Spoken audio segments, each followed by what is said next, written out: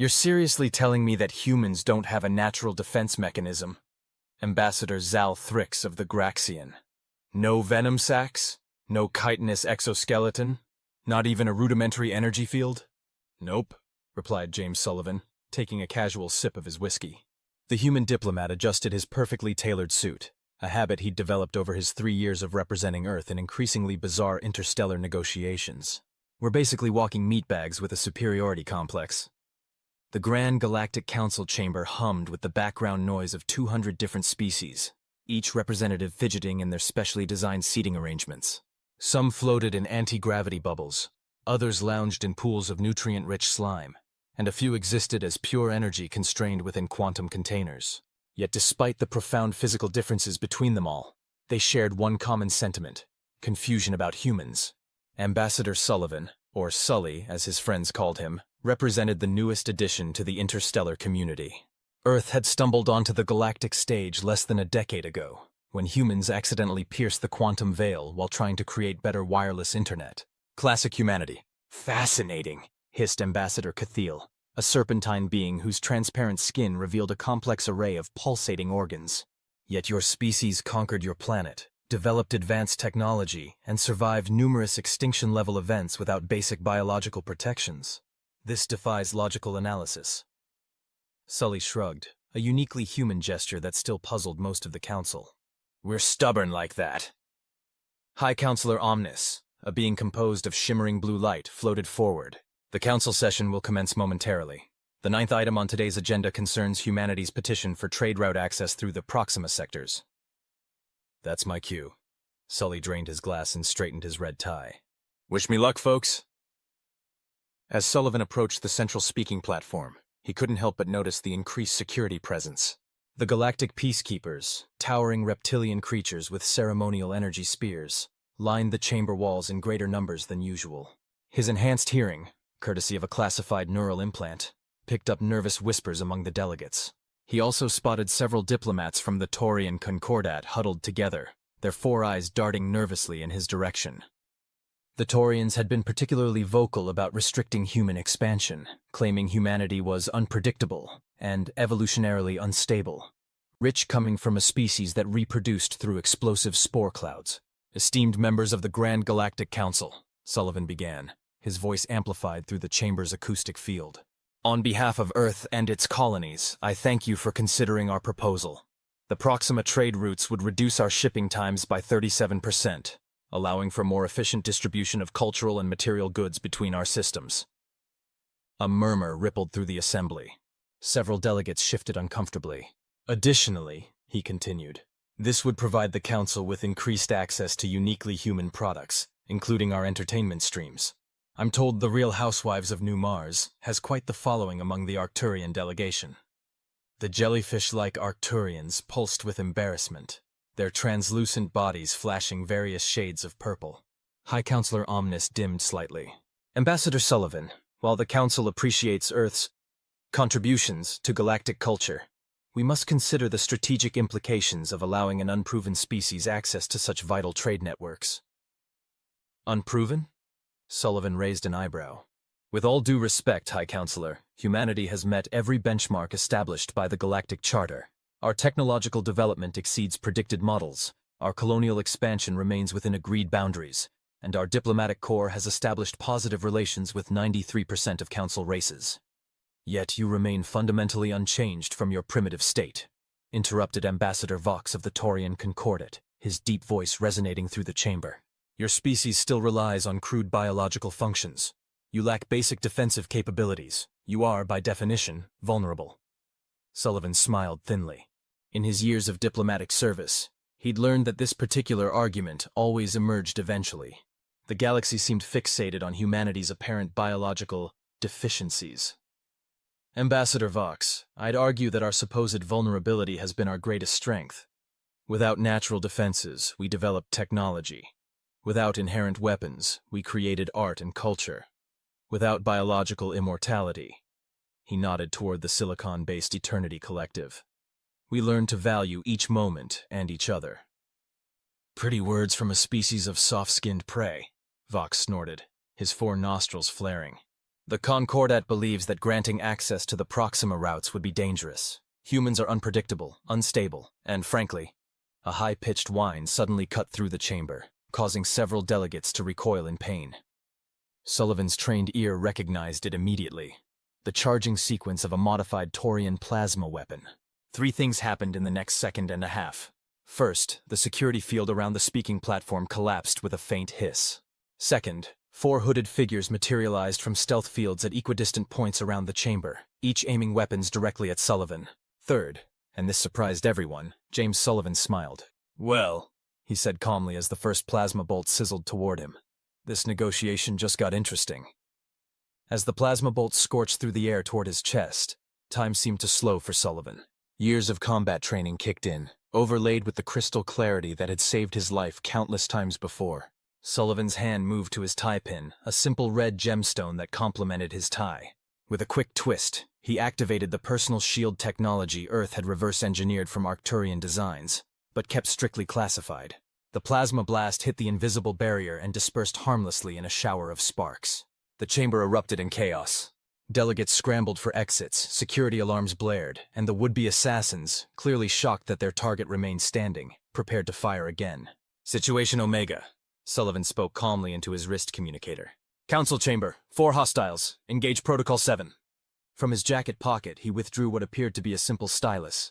With a flick of his wrist, it extended into a meter-long carbon fiber staff, another piece of classified human technology that the galactic community didn't know about. The first assassin recovered from their surprise and fired again. Sullivan dodged this time, the movement so fluid it seemed almost choreographed. He closed the distance in 3 strides and struck with the staff. The impact delivered a targeted electromagnetic pulse that shorted out the assassin's stealth field generator and weapons systems simultaneously. "You know," Sullivan remarked conversationally as he parried another plasma bolt with his shield, "if you wanted to register a formal complaint about my proposal, there are proper channels." "Death to human expansion!" shouted one of the hooded figures, confirming Sullivan's suspicions. The voice was distinctly Taurian. Sullivan tapped a hidden control on his belt buckle, and his perfectly tailored suit suddenly stiffened. The molecular structure rearranged into lightweight armor that could stop most conventional weapons, another classified human innovation.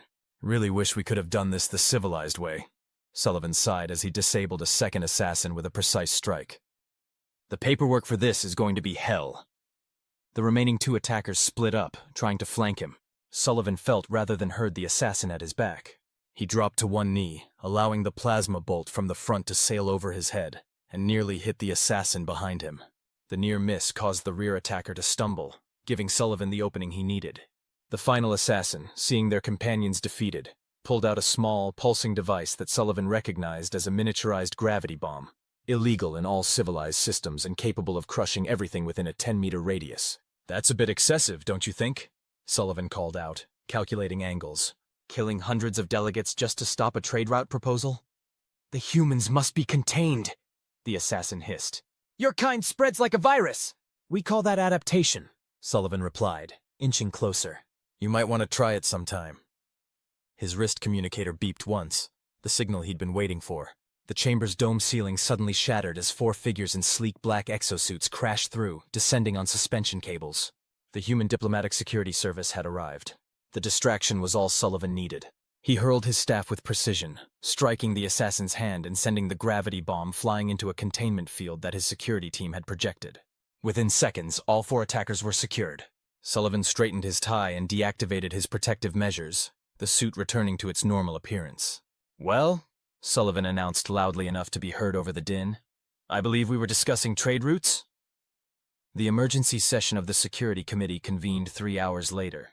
Representatives from 12 major power blocks sat around a circular table, with High Counselor Omnis presiding. Sullivan sat calmly, a fresh glass of whiskey in hand. "This is unprecedented," rumbled Ambassador Gorks of the Silicon Confederacy, his crystalline body reflecting agitated light patterns. "An assassination attempt during a formal council session violates our most sacred conventions." "What I find more concerning," interjected Cathiel, "is the level of technology Ambassador Sullivan displayed. Technology that Earth has not registered with the Council's Technology Exchange Commission." All eyes turned to Sullivan, who took a deliberate sip before responding. "With respect, Ambassador Cathiel, Earth has shared 92% of its technological developments with the Council. exceeding the 80% requirement. The items I employed today fall under the Diplomatic Security Exemption, Section 47B. Convenient interpretation, hissed Ambassador Vox. My government categorically denies any involvement in this incident. These individuals were clearly radicals acting alone. Sullivan's neural implant analyzed Vox's biometrics. The readings were interesting. Of course, Sullivan replied smoothly. Earth would never accuse a respected council member without irrefutable evidence. That said, we are conducting our own investigation. High Counselor Omnis pulsed with serious blue light. Ambassador Sullivan, your security team breached council chambers without authorization, causing significant structural damage, for which Earth will provide full compensation. Sullivan nodded. However, given that the council's security protocols were compromised, my team acted under Emergency Response Provision 12. The chamber fell silent. Sullivan had just politely pointed out that the council's security had failed catastrophically. There is still the matter of your unexpected capabilities, said Zalthrix. Many of us find it disconcerting that a species presenting itself as physically vulnerable could so easily neutralize four-armed attackers. Sullivan smiled. Ambassador, I believe there's been a misunderstanding.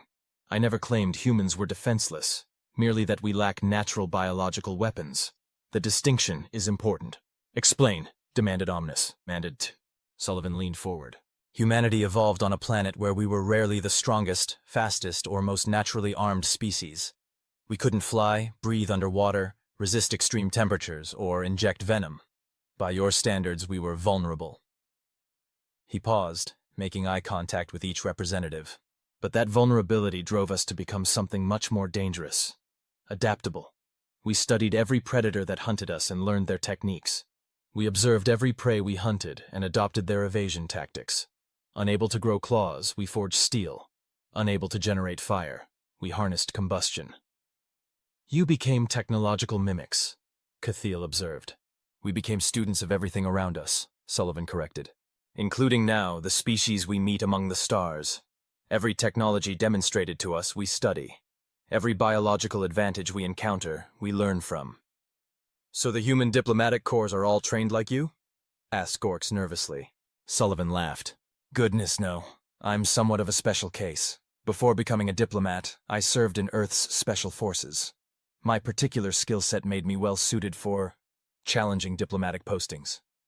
You're a soldier in diplomat's clothing, accused Vox. I'm a diplomat who can handle himself in difficult situations, Sullivan countered. Just as many of your representatives have natural defenses they could employ if threatened. The difference is, I had to learn mine. The implication hung in the air. Sullivan hadn't made any threats, but every being in the room suddenly understood something fundamental about humans. They appeared unassuming until they weren't. I propose, Sullivan continued, that we return to the original matter, Earth's petition for trade route access. In light of today's events, perhaps the Council might reconsider its position on human reliability. High Counselor Omnis pulsed in what might have been resignation. The Security Committee will make its recommendations to the full Council. I suspect, Ambassador Sullivan, that your proposal will receive more favorable consideration than previously anticipated. Excellent, Sullivan said, finishing his whiskey. After all, wouldn't you rather have humanity as a trading partner than, well, anything else? No one in the chamber missed his meaning. Later that evening, aboard the human diplomatic vessel Diplomatic Accord, Sullivan met with an unexpected visitor. The request had come through channels that shouldn't have existed. Emergency diplomatic frequencies that only Council security should have accessed. In the ship's most secure meeting room, a hooded figure appeared via quantum-encrypted transmission. The voice that emerged was artificially modulated, revealing nothing about the speaker's identity. Ambassador Sullivan, your reputation grows by the hour. Grave Curzon, Sullivan replied, recognizing the infamous information broker. Or should I say Graves Curzon? I've never been clear on whether you're an individual or a collective. A sound that might have been laughter emerged. Definitions can be so limiting. What can I do for you, Curzon? Direct, as humans often are. Very well. The figure leaned forward. Yesterday's events have created ripples throughout the galactic community. I thought you might appreciate some contextual information that won't appear in official reports. I'm listening. The assassination attempt was not merely about trade routes, Ambassador. It was a test. One orchestrated by parties who wished to evaluate human capabilities under controlled conditions. Sullivan kept his expression neutral. You're suggesting the attack was engineered? The security fields that failed were selectively deactivated. The assassins were expected to fail. They were chosen for their expendability. Their Taurian origins provided convenient political cover. Why tell me this? I operate best in environments of balanced information. The current situation is becoming unbalanced. Curzon paused. There exists an unofficial coalition within the Council, 7 elder species who call themselves the Preservation Council. They believe younger races should develop along guided paths. Sullivan leaned forward. And humanity's rapid adaptation concerns them. Precisely. They've been manipulating events for centuries, ensuring no species advances too quickly. Yesterday was meant to determine whether their concerns about humanity are justified. And their conclusion? That's where matters become interesting. Your performance exceeded their predictive models. Some advocate for aggressive containment measures. Others suggest accelerated integration might be safer. Sullivan processed this carefully. What do you require in exchange for this information? Knowledge of comparable value, Curzon replied. The true nature of Project Harbinger. Sullivan kept his face neutral despite internal alarm. The Harbinger was Earth's most classified project, a vessel incorporating every alien technology they'd studied, combined with humanity's unique innovations. I'm afraid I don't know what you're referring to, Sullivan said smoothly. Please, Ambassador. Your neural implant's biorhythms just spiked. We both know Harbinger is a ship with displacement capabilities far beyond anything officially acknowledged. Sullivan made a quick decision. Hypothetically, any advanced vessel would naturally incorporate our understanding of physics. If such understanding exceeded current standards, that would reflect humanity's unique approach to scientific advancement. Not a confirmation, yet not a denial. Artfully done. Curzon seemed pleased. The displacement drive represents a fundamental shift in strategic balance. If successfully deployed, it would alter the power structure throughout known space. Earth has no interest in destabilizing the galactic community, Sullivan replied carefully. Of course, just as the first tribes to master iron sought only security, not dominance over their bronze-wielding neighbors. What would you advise? Balance, Ambassador. Reveal enough to deter intervention, but not so much as to provoke preemptive action. The Preservation Council believes they have perhaps 5 years before human advancement reaches a critical threshold. They are considering options. The warning was clear. Any specific recommendations? The Council will now move more quickly than planned. I suggest you do the same. The transmission ended, leaving Sullivan with troubling intelligence and crucial decisions to make. 3 weeks later, Sullivan stood before the Grand Council chamber once more, this time accompanied by Dr. Eliza Okafor, Earth's leading expert on medical nanotechnology. The chamber buzzed with anticipation. Word had spread that Earth was preparing an unprecedented announcement. Esteemed representatives, Sullivan began, I stand before you today to address a challenge affecting multiple species, the genetic degradation crisis facing the Arcturian colonies in the Deneb sector. Ambassador Zilvax of the Arcturian Collective rippled with distress colors. The radiation exposure had created cascading genetic damage threatening the very survival of several colonies. Dr. Okafor stepped forward, activating a holographic display showing microscopic machines moving through cellular structures. Earth has developed adaptive nanites, the Lazarus Protocol, capable of recognizing and repairing genetic damage at the fundamental level.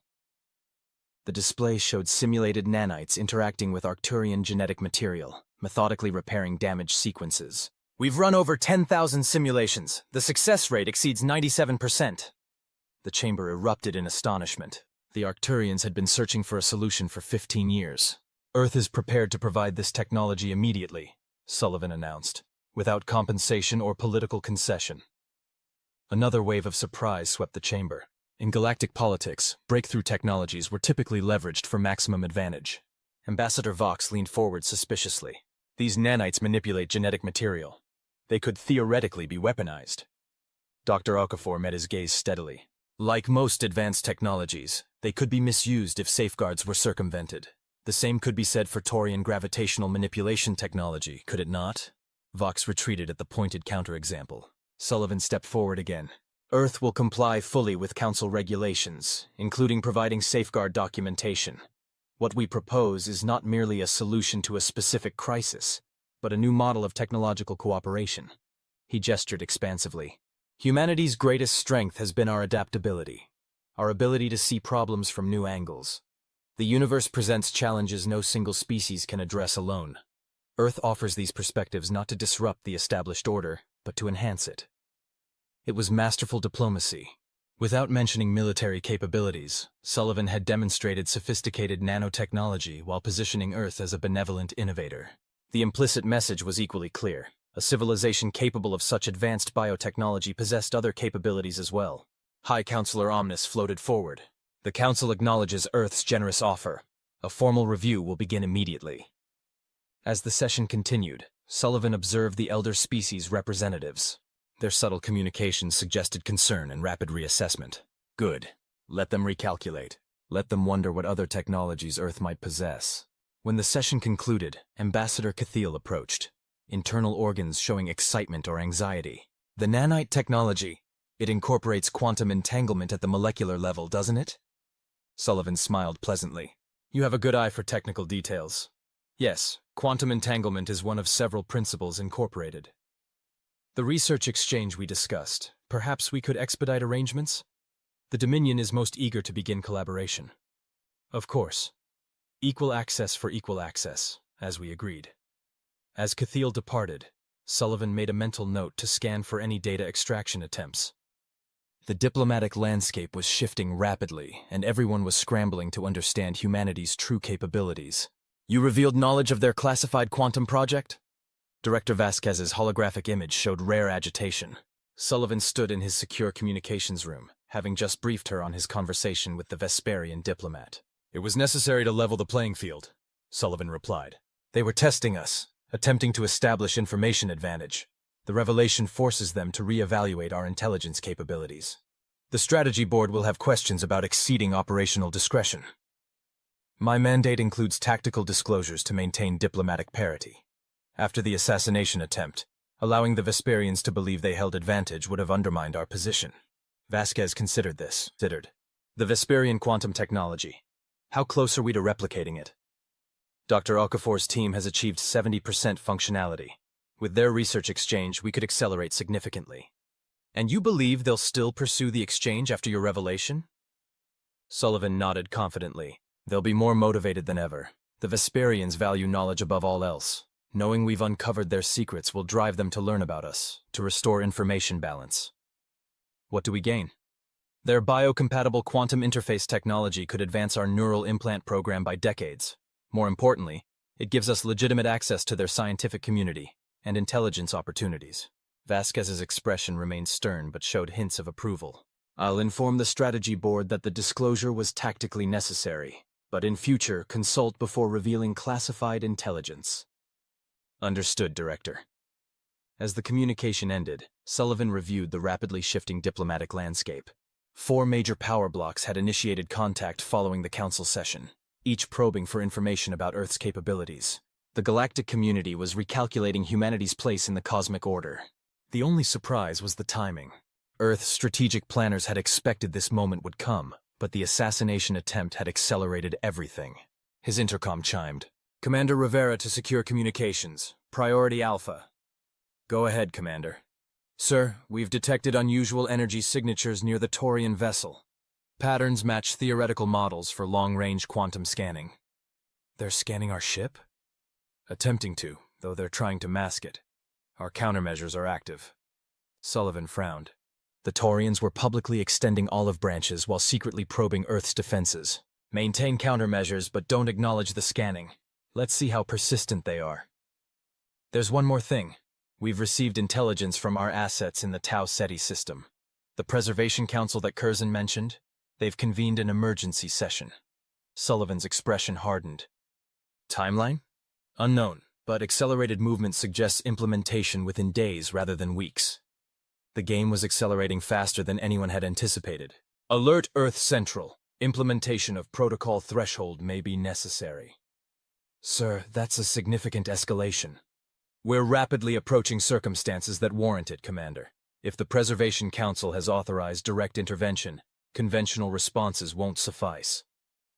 Protocol Threshold was Earth's most aggressive contingency plan, a strategic demonstration of capabilities designed to introduce sufficient uncertainty into potential aggressors' calculations that direct action would seem unacceptably risky. Prepare preliminary implementation, Sullivan ordered. Full activation requires strategy board approval, but given the timeline, I anticipate expedited processing. As Rivera departed to execute his orders, Sullivan moved to his viewport, gazing at the glittering council world below. So much progress had been made, alliances formed, technologies shared, bridges built between humanity and the galactic community. Now it might all be jeopardized by the conservative fear of change that seemed universal among species that had achieved stability. Sullivan straightened his tie, a gesture that had become ritualistic in moments of decision. The diplomat he had been might have sought additional channels or compromise solutions. But the galaxy changed everyone it touched, humans perhaps most of all. He had adapted to the realities of interstellar politics, where power and perception often mattered more than principles. Sometimes the only way to preserve peace was to demonstrate the capacity for something else entirely. The emergency session of the Grand Council convened amid unprecedented security measures. Armed peacekeepers lined the chamber walls, quantum dampening fields limited communications, and representatives underwent multiple security scans. Something had the council authorities deeply concerned. Sullivan sat calmly at Earth's position, outwardly composed despite the tension radiating throughout the chamber. Beside him sat Commander Rivera, her presence in this diplomatic setting itself a message. High Counselor Omnis floated at the center, their form dimmed to Sirius blue. This emergency session addresses unauthorized technology activation within council space. Representatives of the Silicon Confederacy will present relevant information. Ambassador Gorks moved to the central platform, crystalline form vibrating with intensity. 17 hours ago, our monitoring stations detected a quantum disturbance of unprecedented scale originating from Earth's diplomatic vessel. He projected energy readings that caused scientifically knowledgeable delegates to shift with concern. These readings are consistent with large-scale displacement drive technology, potentially sufficient to transport an entire vessel. This contradicts Ambassador Sullivan's representation that such technology existed only in prototype form. Gorks faced Sullivan directly. Furthermore, quantum resonance patterns suggest the entanglement target was within Earth's home system. This raises serious security concerns about unauthorized strategic technology deployment. The chamber erupted in exclamations. Sullivan remained impassive, waiting. Ambassador Sullivan, Omnis pulsed with formal authority. The Council awaits Earth's explanation. Sullivan rose and approached the platform with measured confidence. High Counselor, Earth acknowledges the quantum activity detected. However, we reject the characterization as unauthorized or in violation of Council protocols. He activated his own display showing relevant charter sections. Section 217 permits member species to conduct technology testing within diplomatic vessels, provided no hazardous conditions are created. The quantum field was fully contained and posed no risk. The scale suggests preparation for full vessel displacement, Gorks countered. A capability you claimed was theoretical. Sullivan smiled slightly. I believe my exact words were that we were sharing a prototype. I made no specific claims about our full implementation's development stage. Earth demonstrated an earlier version suitable for council chambers while continuing refinement of advanced applications. The subtle distinction wasn't lost on the diplomats present. Sullivan hadn't technically lied, merely allowed assumptions that now proved incorrect. As for the entanglement coordinates, Sullivan continued smoothly. Earth was conducting communication tests with our home system using enhanced quantum network technology. The energy signatures were byproducts of that process, not preparation for unauthorized transport.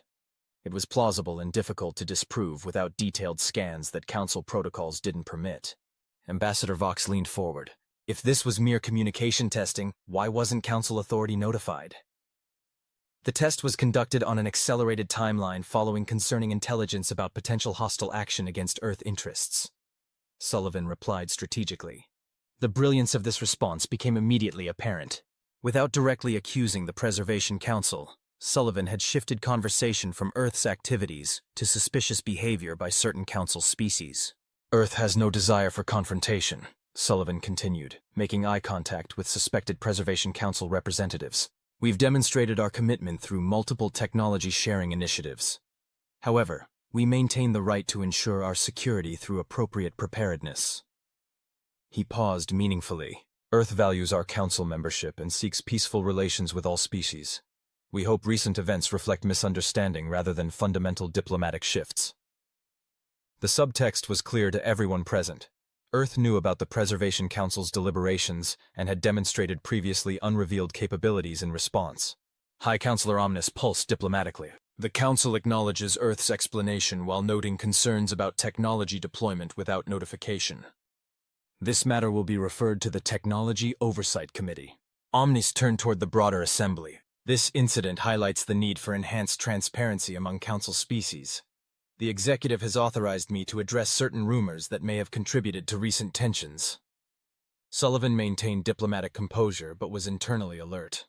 If Omnis was about to acknowledge the Preservation Council, suggestions have circulated regarding an unofficial coalition of elder species allegedly coordinating policy toward emerging civilizations.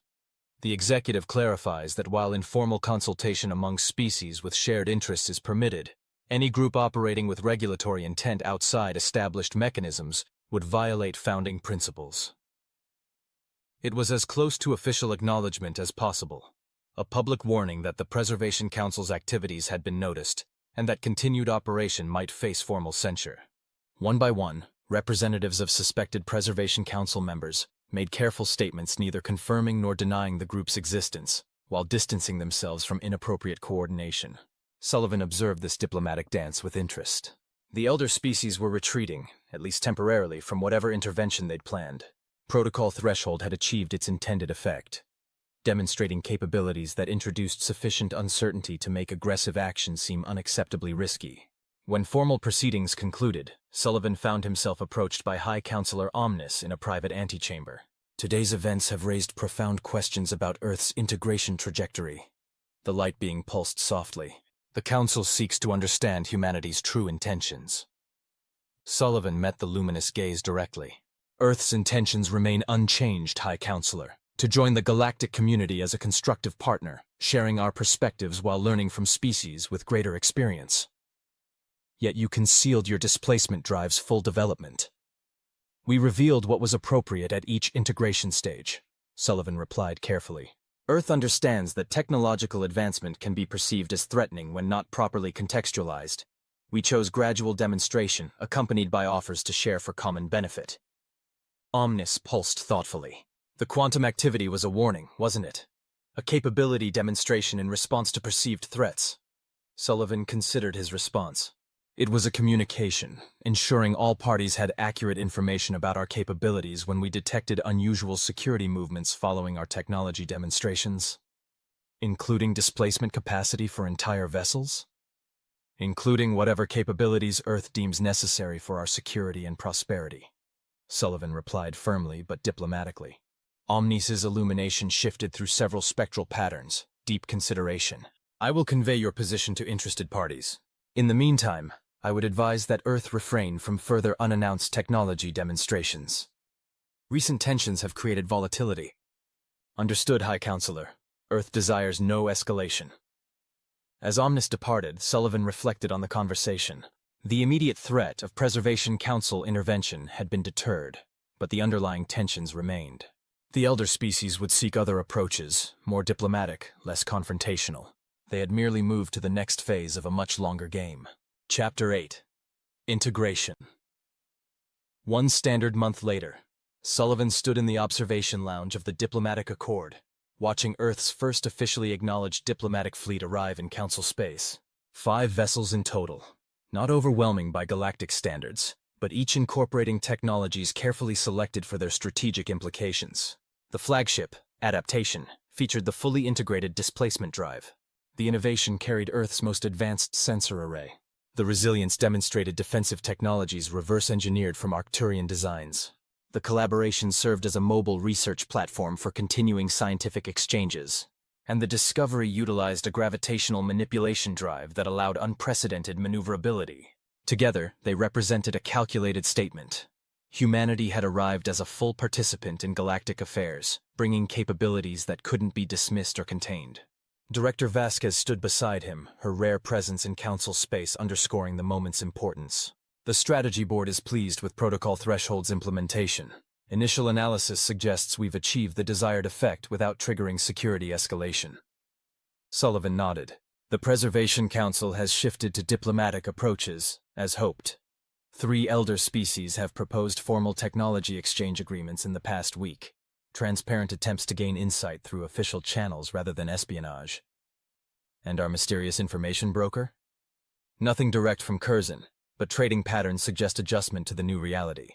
Several commodities linked to quantum technology development have seen significant price increases. Vasquez smiled thinly. Markets responding to uncertainty. Always reliable indicators. They watched as the diplomatic fleet took formation around the council station, a presence that couldn't be ignored but wasn't overtly threatening. The choreography had been meticulously planned to convey strength without aggression. The Arcturian colonies are showing remarkable recovery, Sullivan observed. Preliminary data suggests genetic degradation has been fully halted in 93% of affected individuals, with reversal signs in over 60%. Good, Vasquez nodded. These successes reinforce our narrative, that humanity advances not to dominate, but to contribute. The display of capability represented by the fleet was balanced by demonstrated benefits of human innovation. The implicit message, we can be valuable allies or formidable adversaries depending on how you choose to engage. The strategy board has approved the next integration phase, Vasquez continued. With immediate Preservation Council intervention neutralized, we can proceed with establishing permanent human presence throughout Council space. Research outposts, cultural exchanges, trading hubs. And the Harbinger? Sullivan asked quietly. Remains classified and under accelerated development. The displacement drive demonstration has deterred direct action for now, but the Preservation Council will adapt their strategies. We need credible deterrent capability. Sullivan nodded, understanding the logic while harboring reservations about continued militarization. As a diplomat, he believed in finding common ground.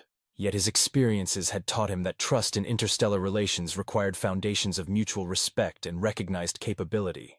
The High Council has requested your presence for a special session tomorrow, Vasquez noted. Likely they'll formally acknowledge Earth's enhanced status, moving us from provisional to full membership with expanded voting rights. Strategic concession that costs them little while bringing us into systems where our actions can be monitored and influenced. And my recommendation?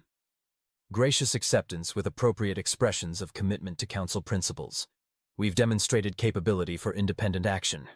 Now we should demonstrate willingness to work within collective frameworks when they serve mutual interests. Controlled integration, Sullivan summarized. Precisely. You've changed, James. The diplomat I sent to Council space 3 years ago would have pushed for more concessions, more guarantees. Sullivan smiled faintly. The galaxy changes us all, Director. I've learned that in galactic diplomacy, relationships evolve over decades or centuries. We've established our position more rapidly than any species in recent history. Now we need to demonstrate that we can maintain it while being constructive partners. A signal chimed, indicating an incoming transmission from Earth Central. Before responding, Sullivan took a moment to appreciate the view. Earth vessels positioned confidently amid the diverse ships of the galactic community, a visual representation of humanity's new place among the stars.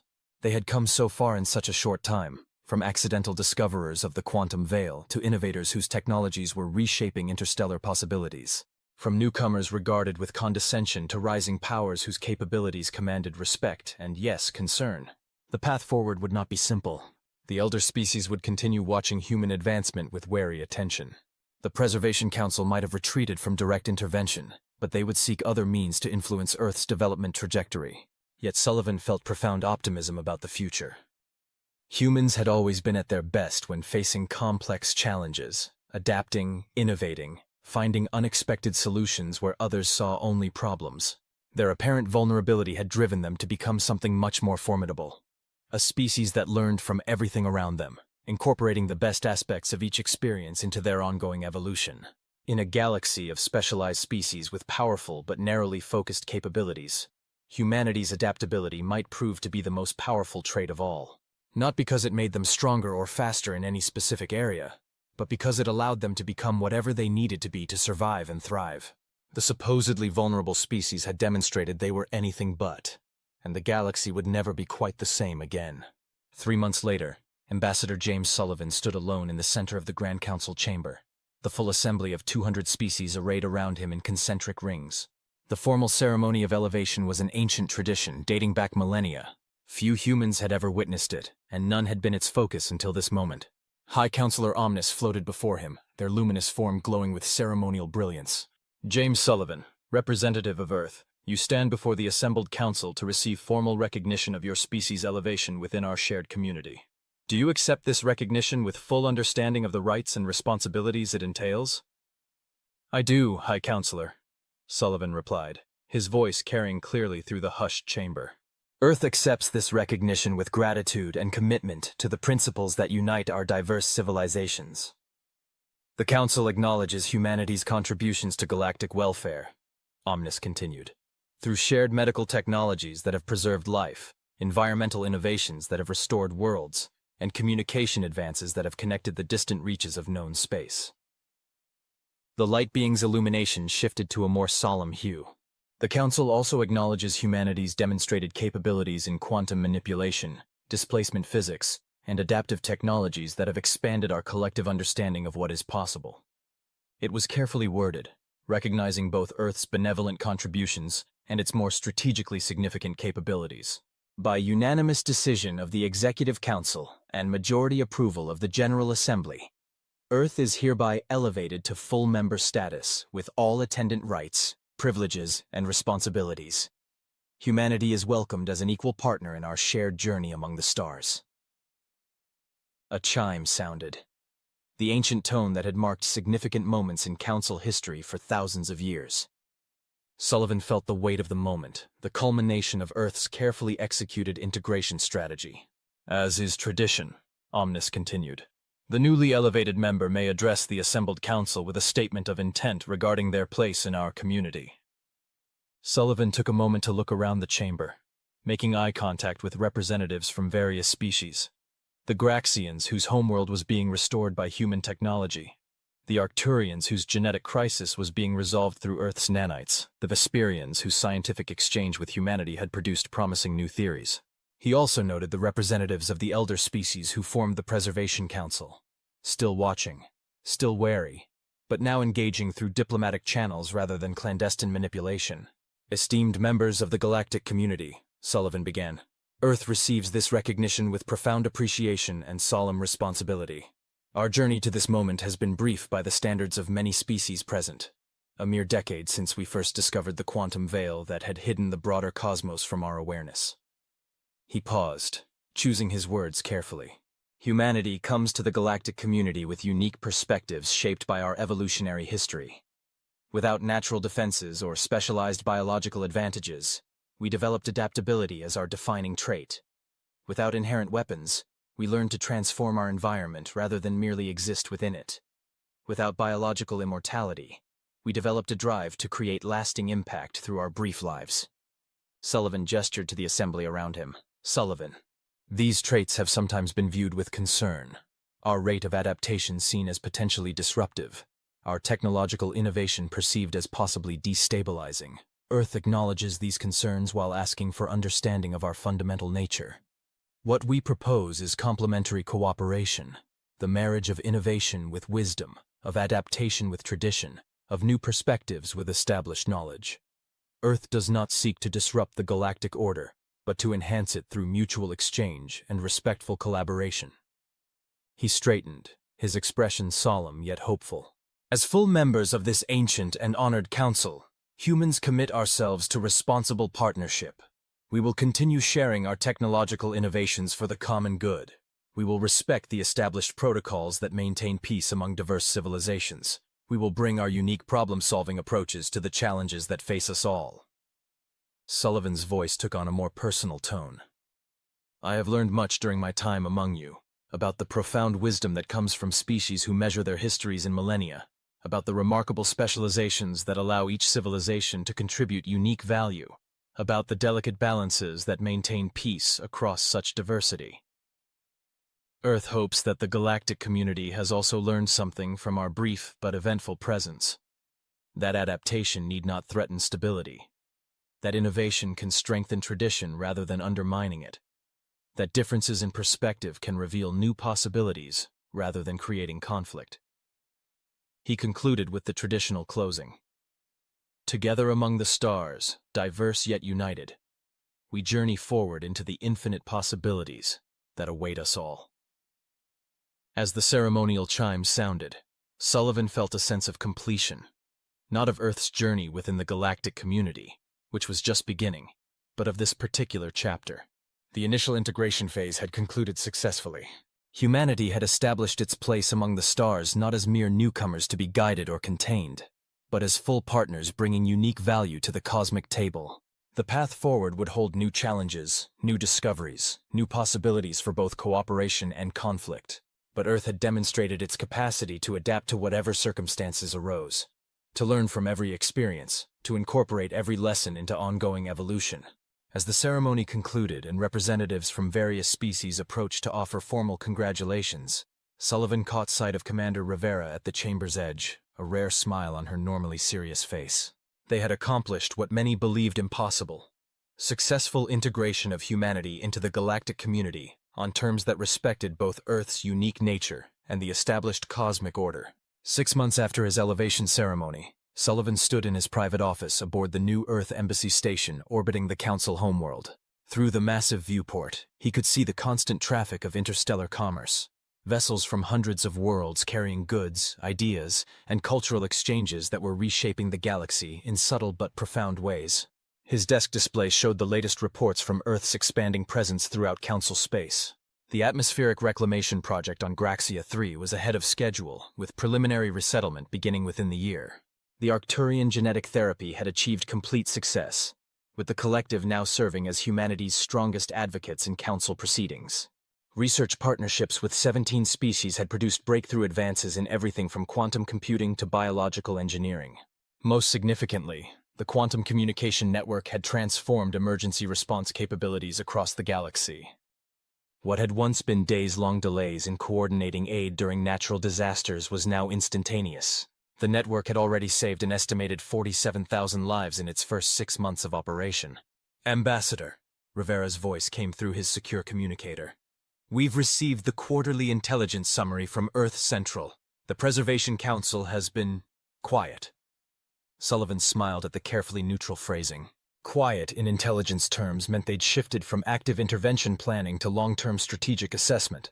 The combination of humanity's demonstrated capabilities and beneficial contributions had forced a fundamental recalculation. "Any specific developments?" he asked. 3 of the 7 member species have formally withdrawn from coordinated activities. The Silicon Confederacy is apparently pursuing independent diplomatic engagement with Earth. The Vesperians want to expand our research partnership to include their most advanced quantum consciousness studies. Sullivan nodded thoughtfully. The Preservation Council was fragmenting, which was both encouraging and potentially dangerous. Species acting independently were harder to predict, and might take risks that a coordinated group would avoid. And the Harbinger? Completed final trials last week. Earth Command reports all systems operating within optimal parameters. The vessel is ready for deployment if circumstances require it. Sullivan hoped they never would.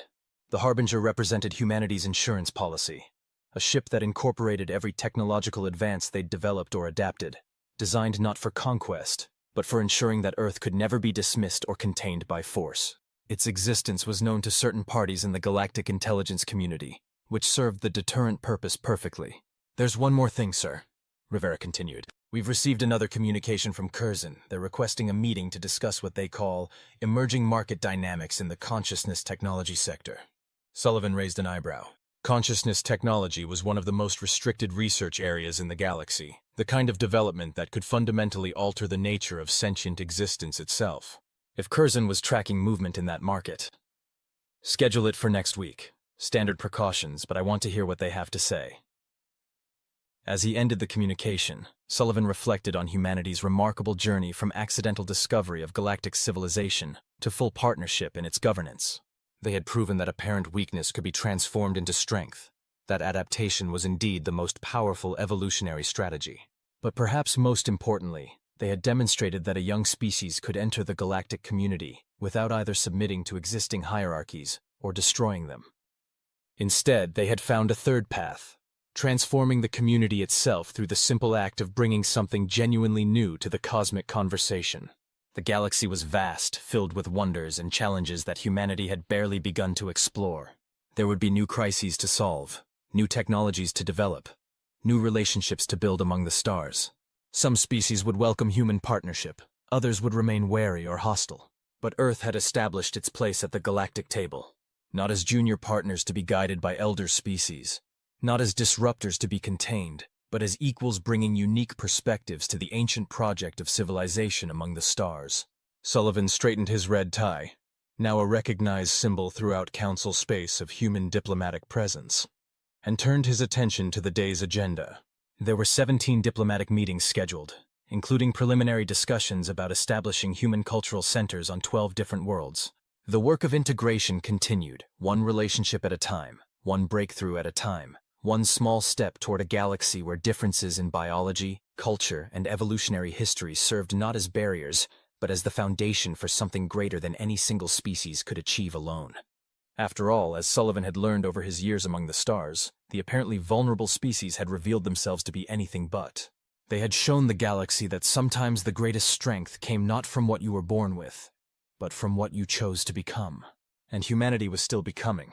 18 months after the historic elevation ceremony, Ambassador James Sullivan found himself aboard the UES Prometheus, humanity's first deep space exploration vessel designed for extragalactic reconnaissance. The ship represented the fruits of the technological partnerships forged during Earth's integration, a fusion of human adaptive engineering, Vesperian quantum processors, and Arcturian biotechnology that would have been impossible just years earlier. "Anything interesting out there, Captain?" Sullivan asked Captain Sarah Chen, who had transitioned from Earth's diplomatic security service to lead the newly formed Galactic Exploration Corps. "Several promising energy signatures, Ambassador," Chen replied, manipulating holographic displays that showed data from sensors spanning multiple dimensional frequencies. 3 potential civilizations in nearby galaxy clusters, though we're looking at signals that are millions of years old. Sullivan nodded thoughtfully. Earth's rapid advancement had not only been accepted by the galactic community, but actively encouraged. The former Preservation Council species, now fully integrated into cooperative frameworks, saw humanity's adaptability as ideal for exploring the unknown regions beyond traditional boundaries. "Sir," interrupted Lieutenant Torres from Communications. "Priority transmission from Council Central. Director Vasquez marked urgent." Sullivan moved to the secure chamber, wondering what crisis had emerged. The holographic image that appeared showed Vasquez looking more troubled than he'd seen since the early integration conflicts. "James, we have a situation. Our deep space monitoring network has detected something unprecedented. A massive quantum disturbance originating from outside the galaxy. Initial analysis suggests artificial origin." Sullivan felt familiar apprehension. "Scale and source?" "Energy output equivalent to our entire displacement drive fleet operating simultaneously. Whatever created it exceeds anything in our combined technological databases, including theoretical projections from our most advanced partners." "Theories?" "Dr. Okafor believes it's transgalactic communication or transportation technology. The quantum signature suggests someone is attempting contact or passage between galaxies." Sullivan processed the implications. "Council response?" "That's the complication. The detection required our quantum sensor network, technology that still exceeds most Council capabilities. We're currently the only ones aware of this development." The weight of the situation settled on Sullivan's shoulders. Earth held information that could reshape cosmic civilization, but how they handled it would determine whether it led to unity or panic. Strategy Board recommendations? Divided. Half advocate immediate transparency with the Council. The other half want independent investigation first, ensuring we understand implications before potentially triggering galaxy-wide chaos. "There's another factor," Vasquez continued. "Grave Curzon has been attempting contact. Our intelligence suggests they may have detected something related through their networks. The mysterious information brokers still operated in the shadows, but their intelligence had proven invaluable during the Preservation Council crisis. I'll return immediately, maintain absolute security about the disturbance, but authorize Captain Chen to begin discreet reconnaissance, well outside detection range." "Understood. One final note. Preliminary analysis suggests the disturbance is approaching. Estimated arrival at Galactic Edge, 6 months." 3 days later, Sullivan met Curzon in their usual secure chamber aboard the Diplomatic Accord. But something was different about the information broker's demeanor. An urgency he'd never detected before.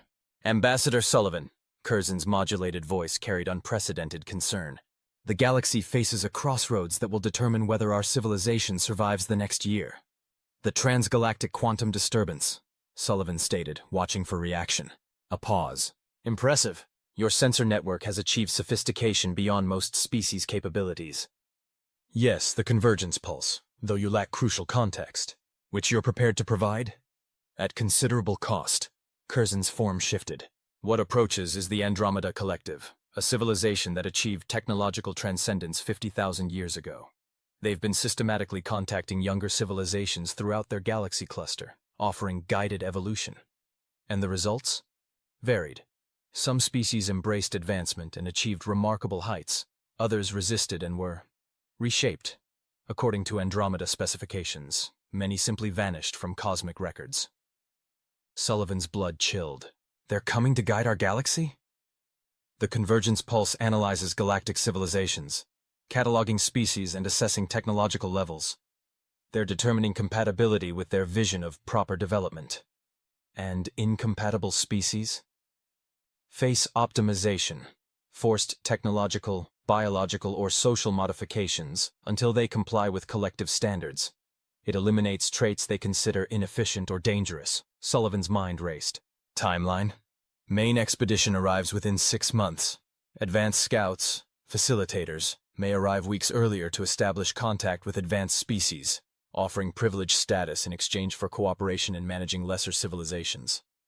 The pattern was horrifyingly familiar. Divide and conquer on a galactic scale. Species always accept these offers? The Andromeda achieve cooperation from 60 to 70% of major powers within months. They're skilled at identifying civilizations that prioritize survival over collective resistance. Sullivan immediately thought of species that might be receptive, those with technological orientations or hierarchical mindsets that might align with Andromeda principles. Recommendations? Unity Ambassador. Only civilizations achieving complete cooperation across all major species have successfully resisted optimization. No divided responses, no separate deals. You believe our galaxy capable of such unity? Curzon's laugh held no humor. The same galaxy where secret councils manipulated development for centuries, where integration of humanity nearly triggered intervention, where territorial disputes and rivalries persist? Sullivan saw opportunity where Curzon saw obstacles. Perhaps external threat could forge necessary unity. Perhaps. Or accelerate divisions as species scramble for survival. That depends on how the next months are handled. Why tell me this? What's your stake? For the first time, Curzon hesitated. Because I am not from this galaxy. I am a refugee from the Andromeda's previous optimization project. My people were among those who vanished from cosmic records. The revelation struck like lightning. Curzon wasn't just an information broker. They were a survivor of the approaching threat. What happened? We were deemed incompatible. Our consciousness operated through quantum-distributed networks that couldn't be modified to match their standards. Rather than expend resources on optimization, they deleted us from the galactic data stream. Our world's history, existence erased. Right. But you survived. I am the only one. A quantum ghost maintaining existence through information networks, powered by constant knowledge exchange. Not life as most understand it, but continuation. Sullivan felt his understanding of the broker fundamentally shift. You've been preparing for their return. For 50,000 years, gathering intelligence, establishing networks, analyzing methods. This galaxy represents my only opportunity for what you might call justice. And you believe humanity is key to resistance? Humanity possesses something the Andromeda rarely encounter. True adaptability combined with aggressive innovation. Most species they've faced are specialized or developmentally constrained. Humans learn, adapt, and incorporate elements faster than any civilization in recorded history. Curzon paused meaningfully. More importantly, humans unify diverse groups against common threats. Your history demonstrates repeatedly that irreconcilable enemies become allies when facing existential danger. What do you need from Earth? Time, initially. The Council must be informed, but carefully to avoid panic or fragmentation. Some species will consider accommodation, others will want to flee. A few might attempt preemptive strikes that only accelerate timelines. Eventually, this galaxy needs technologies and strategies the Andromeda haven't encountered. Technologies based on principles they can't predict or counter. You're discussing weapons. I'm discussing evolution. The collective perfected optimization based on known civilization patterns. Humanity represents something outside their models, a species capable of becoming whatever survival requires. Sullivan felt responsibility settling on his shoulders. Earth had established itself as a peaceful, cooperative community member. Now they might need to become something entirely different. I'll need everything you have on them. Assessments, records, analysis. Earth must understand exactly what we're facing. Already prepared, Curzon transmitted a massive data package. Remember, their greatest weapon isn't technology or resources. It's convincing civilizations that optimization is inevitable, resistance futile, cooperation the only rational choice. And you believe otherwise? I believe some things are worth preserving even at existence's cost. The question is whether your galaxy agrees. The emergency council session convened 24 hours later, filled with representatives whose anxiety was palpable through their various communication methods. High Counselor Omnis floated at the center, luminous form pulsing with authority and unmistakable concern. Representatives of the galactic community, we address information of unprecedented significance to our collective security, Omnis announced, causing ripples of alarm through the assembly. Sullivan stood at the central platform with Dr. Okafor and Admiral Marcus Kane, Earth's highest-ranking military strategist and architect of the quantum sensor network. The presence of military leadership alongside diplomatic and scientific representatives sent its own message about the situation's gravity. Ambassador Sullivan will present intelligence affecting our civilization's survival, Omnis continued. Sullivan activated holographic displays showing quantum sensor data revealing the massive disturbance at the galaxy's edge. Esteemed colleagues, our deep space monitoring detected an artificial quantum disturbance of unprecedented magnitude originating outside our galaxy. Energy readings caused even advanced species to shift with concern. The scale exceeded their experience. Additional intelligence transforms this from scientific curiosity to existential threat, Sullivan continued. The disturbance originates from an extragalactic civilization systematically contacting younger civilizations throughout their galaxy cluster, offering guided evolution. Ambassador Gorks of the Silicon Confederacy leaned forward, crystalline form vibrating. Guided evolution sounds beneficial. Many species have gained from contact with advanced civilizations. Under normal circumstances, perhaps, Sullivan replied carefully. However, intelligence indicates this guidance isn't optional. Species resisting or proving incompatible with their standards face forced modification or elimination. The chamber erupted in alarm and disbelief. Representatives shouted questions until Omnis restored order. The Council requires specifics about this alleged threat, Omnis pulsed formally. What is your intelligence source? Sullivan had prepared for this. Multiple sources, including historical analysis of quantum signatures from contacted galaxy clusters and a survivor of their previous optimization project. A survivor? Ambassador Cathiel hissed. Someone has encountered these beings directly? Correct. The source provided detailed information about their methods, technology, and historical patterns. Admiral Kane stepped forward. Technical analysis supports provided intelligence. The quantum signature matches theoretical models for transgalactic transportation of massive objects or energy patterns. Dr. Okafor activated additional displays. Spectral analysis reveals quantum entanglement patterns unlike anything in our databases. The complexity suggests capabilities exceeding our most advanced theories, Ambassador Vox of the Taurian Concordat rose. Assuming accuracy, what response do you propose? We cannot fight beings with such capabilities. Fighting may be unnecessary, Sullivan replied. According to intelligence, they initially seek cooperation from existing powers, offering advanced technology and privileged status to species assisting in optimizing less advanced civilizations. You recommend refusing such offers? Asked Ambassador Zilvax, Arcturian form flashing confusion colors. Sullivan's response was calculated. I recommend careful consideration of what optimization means practically. Historical evidence suggests eliminating traits these beings consider inefficient or dangerous. Who determines what constitutes inefficiency or danger? Implications sank across the chamber. Species having spent millennia developing unique characteristics faced potential forced modification to alien standards. Timeline? Asked Ambassador Korthak of the Metalloid Union. Conservative estimates suggest 6 months before main expedition arrival, Admiral Kane replied. Advanced scouts could arrive significantly earlier. High Counselor Omnis pulsed thoughtfully. The Council requires evaluation time and response consideration. However, threat magnitude necessitates immediate special committee establishment for coordination. With respect, Sullivan interjected, intelligence suggests divided responses historically led to resistance failure. Species making separate accommodations typically become complicit in former allies' optimization. You suggest galaxy-wide unified response? Asked Gorks, form flickering with skepticism or fear. I suggest survival may depend on unprecedented cooperation, Sullivan replied. The Andromeda Collective perfected optimization over 50,000 years, exploiting divisions and rivalries among target civilizations. If we resist collectively, what then? Cthiel's skin revealed accelerated processes. We face developing technologies and strategies they haven't encountered. Sullivan answered honestly. Difficult, but offering the only hope of maintaining civilizations as we choose to develop them. Contemplative silence fell as representatives processed the magnitude. Millennia of dealing with known conflicts between understood species had given way to something entirely outside experience. Earth provides detailed briefing materials for all Council species, Sullivan announced. Additionally, we're prepared to share quantum sensor technology enabling independent threat verification. The calculated gesture demonstrated both threat seriousness and humanity's commitment to collective defense. The Council recesses 48 hours for delegation review and home government consultation, Omnis decided.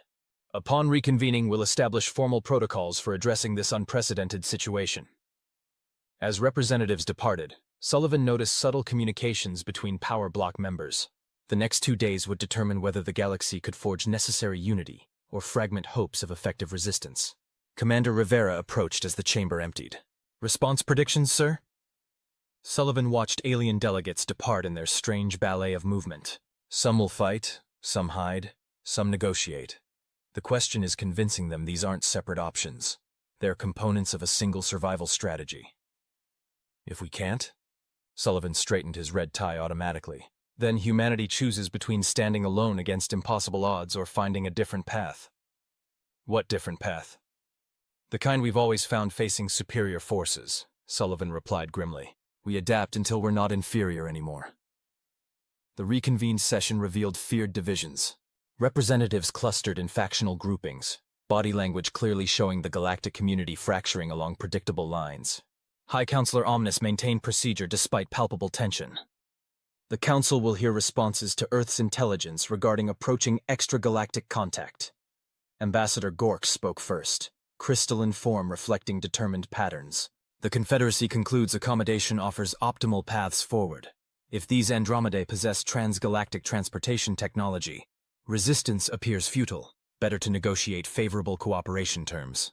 Agreement murmurs rippled through elder species delegations, exactly Sullivan's fear. Furthermore, guided evolution isn't inherently threatening, Gorks continued. Many species benefited from advanced civilization contact. The Confederacy sees opportunity rather than doom. Ambassador Vox supported this position. The Concordat agrees. Premature conflict with vastly superior beings would cause unnecessary destruction. Diplomatic engagement should be primary response. Sullivan felt momentum shifting from collective resistance before it began building. Admiral Kane gave a slight nod. Permission to reveal additional intelligence. With respect to esteemed colleagues, Sullivan rose. Our source provided additional historical context informing these decisions. New holographic displays showed quantum signatures from distant galaxy clusters. These readings represent remains of civilizations choosing Andromeda accommodation. You're seeing not successful cooperation evidence, but quantum echoes of species no longer existing in recognizable form. The chamber quieted as representatives studied data showing massive population centers systematically modified, biological signatures artificially constrained, and technological developments redirected toward Andromedae rather than original species purposes. Andromeda optimization is quite specific, Sullivan continued. Species must conform to their efficient civilization model. Traits considered wasteful, dangerous, or inefficient are eliminated. Cultural practices not serving their development vision are modified or forbidden.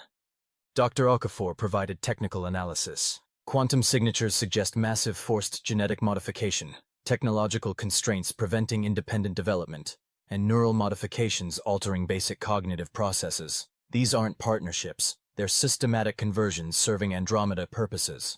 Cthiel's transparent form revealed agitated organs. Even accepting your analysis, what alternative exists? Against transgalactic travel and forced genetic modification capabilities, our combined technologies seem insignificant. Not our current technologies, Sullivan agreed, but we possess something the Andromeda may never have encountered. A galaxy of diverse species capable of unprecedented cooperation and innovation facing existential threats. Admiral Kane activated displays showing recent technological developments. Since joining the galactic community, humanity incorporated and improved dozens of alien technologies. More importantly, we've facilitated similar exchanges between previously non-cooperative species. Displays showed Arcturian-Vesperian quantum consciousness research, Graxian silicon atmospheric engineering collaboration, and multi-species deep space exploration producing the Andromeda detecting sensor network. Earth proposes not conventional military resistance, but evolutionary acceleration, Sullivan said. Combining every species' knowledge and capabilities to achieve technological advancement at rates the Andromeda can't predict or counter. Evolutionary acceleration? Zilvax repeated, form pulsing with fearful interest. Dr. Okafor stepped forward enthusiastically. Imagine combining Vesperian quantum consciousness technology with silicon data processing and Arcturian genetic manipulation. Integrating Graxian mathematical modeling with Taurian gravitational control and human adaptive engineering. The result would be technological developments no single species could achieve alone, Admiral Kane added, advancing at rates that might surprise even the Andromeda. You propose gambling survival on untested theoretical developments, observed Korthak. Even if such cooperation were possible, we have perhaps 4 months before scout arrival. Sullivan felt the crucial moment approaching. Unity or fragmentation. Actually, we may have more time if we're clever about usage. New displays showed transgalactic communication theory. If the Andromeda follow historical patterns, they'll attempt communication with galactic leadership before physical arrival. That reveals their position and capabilities, providing usable intelligence. How does that help? Asked Omnis. Because humans have considerable experience making superior forces believe they're facing something different than expected. Sullivan smiled grimly. The implication wasn't lost on strategically minded representatives. Earth proposed massive deception, making the Andromeda believe they faced a different civilization type than actual reality. What specifically are you proposing? Demanded Gorks. Coordinated misdirection, Admiral Kane replied. Present ourselves as typical galactic civilization. Divided, technologically limited, psychologically prepared for accommodation. Meanwhile, use that time achieving the evolutionary acceleration Dr. Okafor described. When deception is inevitably discovered, Sullivan's expression became deadly serious. Then we reveal they're not facing the civilization they thought they were optimizing. They're facing something using their own approaches against them. A galaxy evolved specifically to counter their methods. Contemplative silence fell as representatives considered the audacious proposal requiring absolute trust and cooperation between barely collaborative species, compressed into an error-free timeline. The vote will be by power block, Omnis announced after long pause. Each major civilization decides whether to participate in collective resistance as Earth proposes, seek individual accommodation, or pursue alternative strategies. With respect, Sullivan interjected. Our source was clear. Partial cooperation never succeeded. Either the galaxy responds unified, or we face piecemeal optimization as the Andromeda turn cooperating species against resistant ones. Then the vote is crucial, Omnis replied gravely. Galactic civilization's future may depend on the next hour's decisions. As representatives began voting, Sullivan noted Curzon's data still processing in his neural implant. Hidden within the massive transfer were detailed files about civilizations attempting exactly this approach. Partial cooperation combined with secret resistance. None had survived.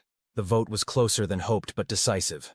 7 major power blocks chose collective resistance, 3 accommodation, 2 alternative evacuation strategies. Coordinated resistance carries, Omnis announced, luminous form pulsing with uninterpretable colors. However, 3 major civilizations chose different paths, precisely the division Ambassador Sullivan warned could ensure failure.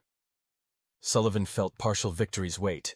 The Silicon Confederacy, Taurian Concordat, and Eternity Collective formally voted for accommodation, believing technological compatibility with Andromeda methods provided better survival chances through cooperation. High Counselor, Sullivan said, Earth requests permission presenting a modified proposal addressing accommodation colleagues' concerns.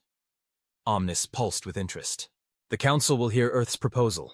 Sullivan activated communication protocol displays. What if accommodation and resistance aren't mutually exclusive? What if accommodation species could serve as intelligence assets within Andromedae command structures? The chamber stirred with interest and alarm.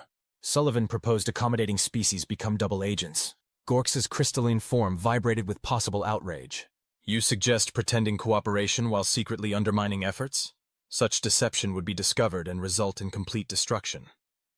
Not deception, Sullivan clarified. Genuine cooperation, with additional objectives. The Andromedae expect some species more cooperative than others. Use that expectation advantageously. Dr. Okafor stepped forward with technical displays. Based on historical patterns, the Andromedae establish hierarchical command structures using the most technologically advanced and cooperative species. That places accommodation-choosing colleagues in positions observing Andromeda capabilities and methods firsthand. And reporting that intelligence to resistance, Admiral Kane added, providing information needed for effective countermeasure development. Ambassador Vox looked skeptical. This assumes willingness to risk survival for species we're already conflicting with. Sullivan anticipated this objection. Actually, it ensures survival regardless of strategy success. If accommodation works and the Andromeda prove benevolent partners, you benefit directly. If resistance succeeds repelling them, you benefit from providing crucial intelligence. If both fail... He paused meaningfully. At least we'll have tried everything possible. Masterful diplomatic reasoning offered accommodation species bet hedging while contributing to galactic defense. The proposal has merit, but requires trust between factions just choosing opposing strategies. Omnis pulsed thoughtfully. How does Earth propose maintaining coordination between accommodation and resistance efforts? Through communications networks the Andromeda can't detect or intercept, Sullivan replied, nodding to Dr. Okafor. The scientist activated quantum entanglement communication displays. Earth provides every Council species with quantum communicators based on our deep space sensor network. These devices operate on principles current Andromedae technology cannot monitor or block. Current technology, Admiral Kane emphasized. Analysis suggests their optimization focuses on enhancing existing frameworks, rather than developing entirely new principles. Quantum entanglement networks represent something outside their experience. Cathiel's skin revealed accelerated processes. You're betting survival on assumptions about their technological limitations. We're betting survival on collective ability to evolve faster than they adapt, Sullivan corrected. The intelligence network gives us the best chance making that evolution effective. Chamber discussions erupted as representatives consulted delegations and governments. The proposal was unprecedented. Formal cooperation between factions pursuing opposing survival strategies. After nearly an hour's debate, Omnis called for order. The modified proposal requires separate votes. Resistance-committed blocs must agree sharing intelligence and resources with accommodation species. Accommodation-choosing species must agree gathering and transmitting intelligence about Andromeda methods and capabilities. Voting revealed desperate pragmatism settling over the chamber. Every resistance species voted accepting accommodation species as intelligence assets. Surprisingly, 2 of 3 accommodation species, Silicon Confederacy and Taurian Concordat, voted participating in intelligence networks. Only the Eternity Collective refused. Our immortality pursuit is incompatible with strategies potentially provoking Andromeda retaliation. We'll seek independent arrangements. 11 of 14 major powers, Omnis announced. Sufficient for coordination, though 3 civilization absence remains concerning. Sullivan felt relief and apprehension mixing. They'd achieved unprecedented galactic history. Formal cooperation between factions pursuing different survival strategies. But error margin remained non-existent. With Council permission, Sullivan said, Earth proposes immediate intelligence network implementation and evolutionary acceleration project establishment. Every delay day reduces advancement chances before Andromeda arrival. Agreed, Omnis pulsed decisively. The Council authorizes immediate joint research facility establishment and intelligence sharing protocols. Additionally, Earth's quantum communication network expands, providing real-time coordination between all participating species. As representatives departed implementing historic agreement, Commander Rivera approached with obvious concern. Sir, you realize we just committed humanity to developing non-existent technologies, based on potentially wrong theories, cooperating with species that tried containing our advancement 3 years ago? Sullivan watched the last delegates leaving in their choreographed departure pattern. Yes, Commander. When has that stopped humans from trying? If we fail? Sullivan straightened his red tie before departing the chamber, witnessing galactic history's most important decision. then we fail doing something unprecedented, transforming an entire galaxy into something the universe never saw before. Evolution under pressure, Rivera mused. The cosmos' most powerful force, Sullivan agreed. And humanity's specialty. Commander Sarah Chen stood on the bridge of the UES Sentinel, one of 12 vessels stationed at the galactic edge as early warning network components. Her ship represented newest generation human engineering, fusion of 8 species technologies, designed for deep space reconnaissance and powered by quantum reactors impossible 6 months earlier. Contact bearing 27 Mark 15, reported Lieutenant Zhao from sensors. Configuration unknown, but energy signature matches Andromeda vessel theoretical models.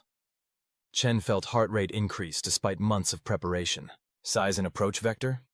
Single vessel, approximately 2 kilometers length, standard sublight velocity, standard survey pattern.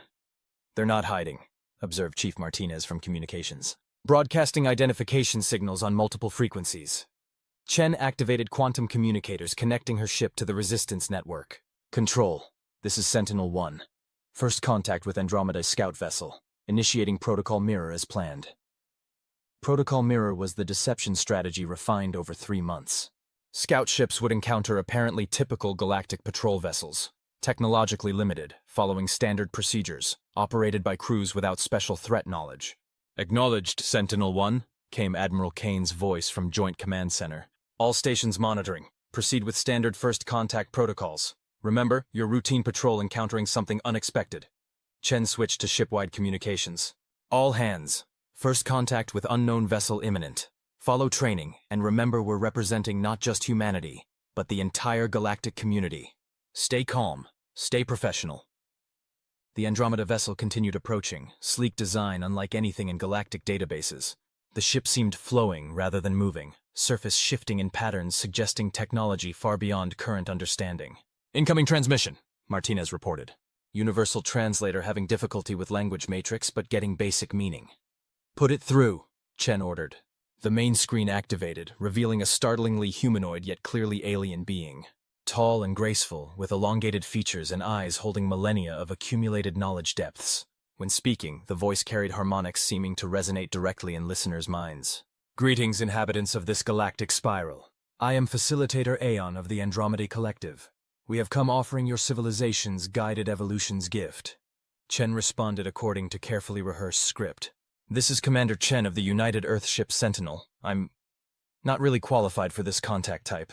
I should probably notify the Galactic Council immediately. Perfectly calculated.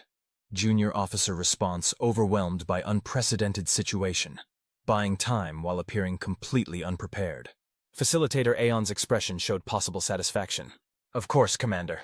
We understand first contact can be overwhelming for developing civilizations. We'll establish communication with your governing bodies shortly. Meanwhile, perhaps you could provide basic information about your galactic civilization's current development stage. Well, Chen said, allowing nervousness to creep into her voice. We've got about 200 species in the Galactic Council. Most have interstellar travel, some really advanced technology. There's been cooperation, but honestly, we still have lots of conflicts and territorial disputes. Fascinating, Aeon replied, and Chen could almost see the being cataloging information. Your own species? How long part of this galactic community? Humans? Oh, we're pretty new. Maybe 4 years since formal contact. We're still figuring out how everything works, honestly. Masterful performance, presenting humanity as confused newcomers while subtly emphasizing galactic community apparent disunity and technological limitations. We appreciate your honesty, Commander Chen, Aeon said. The collective has found civilizations benefit greatly from our guidance during developmental phases. We look forward to meeting your leaders. I'll make sure the council knows you're here, Chen replied. Should I ask them to prepare anything specific? Simply an open mind, Commander. The collective offers advancement beyond what your civilizations currently imagine possible. As transmission ended, Chen allowed herself relief moments. Protocol Mirror's first phase succeeded. The Andromeda Scout believed they faced typical disorganized galactic civilization. Martinez, transmit agreed-upon message to Council Space, she ordered. Activate Quantum Beacon. Let our real coordination network know first contact proceeded as planned. Message transmitted, Martinez confirmed. Council Space receives unknown contact notification within 6 hours, following standard communication delays. The Andromedae didn't know quantum communication already alerted the resistance network within first contact seconds. Every participating species now implemented assigned roles in the massive deception buying time for evolutionary acceleration project completion.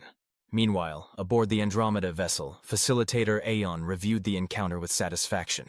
Galactic civilization appeared following standard patterns. Multiple species with varying technological levels, limited cooperation, no apparent optimization protocol awareness. The human commander was particularly informative, inadvertently revealing both galactic politics' disunited nature and her species' junior status. Such civilizations typically offered minimal guided evolution resistance, especially when presented with appropriate cooperation incentives. Aeon began preparing standard first contact reports for main collective fleet transmission. Within days, full optimization protocols could begin, starting with most technologically advanced species and working downward through hierarchy. Neither Aeon nor the collective could anticipate they'd just encountered something unprecedented in 50,000-year history. Civilization evolved specifically to counter their methods. The real test was beginning. 3 days after first contact, the Galactic Council chamber hosted its most crucial session in recorded history. Facilitator Aeon stood at Assembly Center, graceful form radiating confidence and authority addressing 200 species representatives. Esteemed beings of this galactic spiral, Aeon began, voice carrying mind-resonating harmonics. The Andromeda Collective brings greetings and an offer transforming your civilizations beyond current imagination. Sullivan sat in Earth's position, maintaining careful attention while his neural implant processed intelligence data flowing through quantum networks. Andromeda Scout behavior matched Curzon's predictions perfectly. For 50,000 years, the collective guided countless civilizations' evolution throughout our local galaxy cluster. We eliminated war, poverty, disease, and inefficiencies plaguing developing societies. We offer this same transformation to your galaxy. High Counselor Omnis pulsed with formal interest. The Council is intrigued by your offer, Facilitator Aeon. Could you provide more specific information about this transformation process? Gladly, Aeon replied, activating holographic displays showing civilizations of stunning beauty and apparent perfection. Guided evolution involves biological, technological, and social system optimization, achieving maximum efficiency and harmony. Species retain essential nature while eliminating counterproductive traits. Ambassador Gorks leaned forward, crystalline form reflecting light patterns with obvious fascination. The Confederacy finds this concept appealing. What would such optimization involve for existing civilizations? Aeon's expression suggested pleasure. For species like yours, with naturally efficient social structures and advanced technological capabilities, optimization would be minimal. You'd serve as regional administrators, helping guide less advanced civilization development. Exactly Curzon's warning, offering privileged status to advanced species in exchange for managing the rest. And for less technologically advanced species? Asked Catheel, playing assigned roles perfectly. Process varies based on specific inefficiencies identified during assessment, Aeon replied smoothly. Some require biological modifications, enhancing cognitive capacity, or reducing aggressive tendencies. Others need social restructuring, eliminating wasteful competition. All emerge as improved versions of original forms. Sullivan noted careful language. Improved versions, rather than same species. Euphemisms masked Curzon's described systematic elimination of Andromeda considered undesirable traits. Timeline for this optimization? Asked Omnis. Typically 18 to 24 months for complete transformation, Aeon replied. The main collective fleet arrives within days beginning assessment processes. Species embracing guided evolution immediately receive priority consideration for administrative roles in new galactic order. Several representatives exchanged glances, carrot and stick approach becoming clear. Early cooperation brought rewards. Resistance brought forced modification. Sullivan rose, addressing the chamber, playing his confused junior species representative role. Facilitator Aeon, speaking for humanity. This sounds overwhelming. We've only been galactic community parts for few years. How would such young species fit into your optimization process? Aeon's attention focused on Sullivan with interest. Humanity presents interesting cases. Your rapid galactic technology adaptation suggests significant potential, but brief development history makes assessment challenging. The facilitator paused, consulting data streams appearing around them. However, preliminary analysis suggests humans might serve valuable optimization process roles. Your adaptability could prove useful managing other species' transitions. Sullivan allowed surprise to color expression. You're offering humanity roles in managing other species? Subject to proper guidance and training, yes. The collective values practical capabilities over developmental history. Crucial moment. Crucial.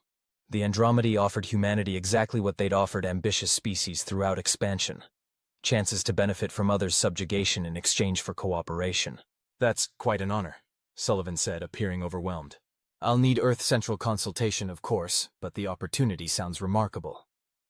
Excellent, Aeon replied with obvious satisfaction.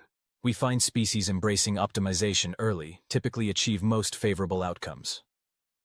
As sessions continued, Sullivan observed careful choreography playing across the chamber. Accommodation voting species expressed enthusiasm and asked detailed questions about privileges and rewards. Resistance species showed appropriate concern and requested consideration time. Even body language and positioning suggested galaxies responding exactly as Andromeda expected. Beneath the surface, quantum communication networks carried constant intelligence data streams. Every Aeon word, gesture, technological display was analyzed by 11 major civilizations' combined scientific resources, working in unprecedented cooperation. When sessions concluded, Aeon approached key representatives individually, exactly as predicted. Sullivan watched the facilitator speaking privately with Gorks, clearly offering Silicon Confederacy enhanced administrative roles for early cooperation. Ambassador Sullivan, Aeon said, approaching as he prepared leaving. A moment of your time, please. Of course, facilitator, Sullivan replied, maintaining barely controlled anxiety poses. The collective has been observing humanity with particular interest, Aeon said. Your species demonstrates unusual adaptability combined with rapid technological integration.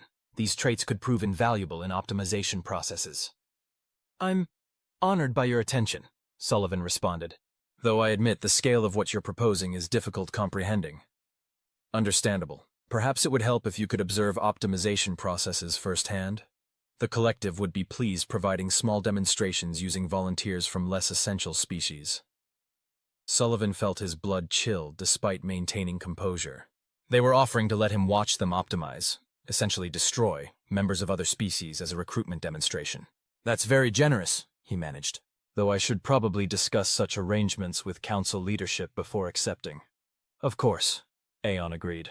However, I should mention that opportunities for such privileged observation may be limited once the main fleet arrives and formal optimization begins. The threat was politely veiled but unmistakable. Cooperate now and gain advantages, or risk being among those optimized rather than those doing the optimizing. I understand completely, Sullivan replied. I'll make sure Earth's leadership is aware of the time-sensitive nature of your offer. As Aeon departed, Sullivan activated his quantum communicator and transmitted a priority message to the Resistance Network. Phase 1 complete. Subject believes we're responding according to standard patterns. Proceeding to Phase 2. Phase 2 would be the real test, maintaining the deception while accelerating technological development beyond anything the galaxy had achieved before. They had perhaps 2 weeks before the main Andromeda fleet arrived, and optimization began in earnest. The galaxy's survival now depended on the greatest collaborative effort in recorded history, hidden behind a facade of typical civilizational disunity and confusion. The joint research facility on Kepler Station had been transformed beyond recognition in just 3 weeks. What had once been a modest scientific outpost now housed the most concentrated technological development effort in galactic history, with scientists from 11 different species working around the clock on projects that would have been impossible for any single civilization to achieve.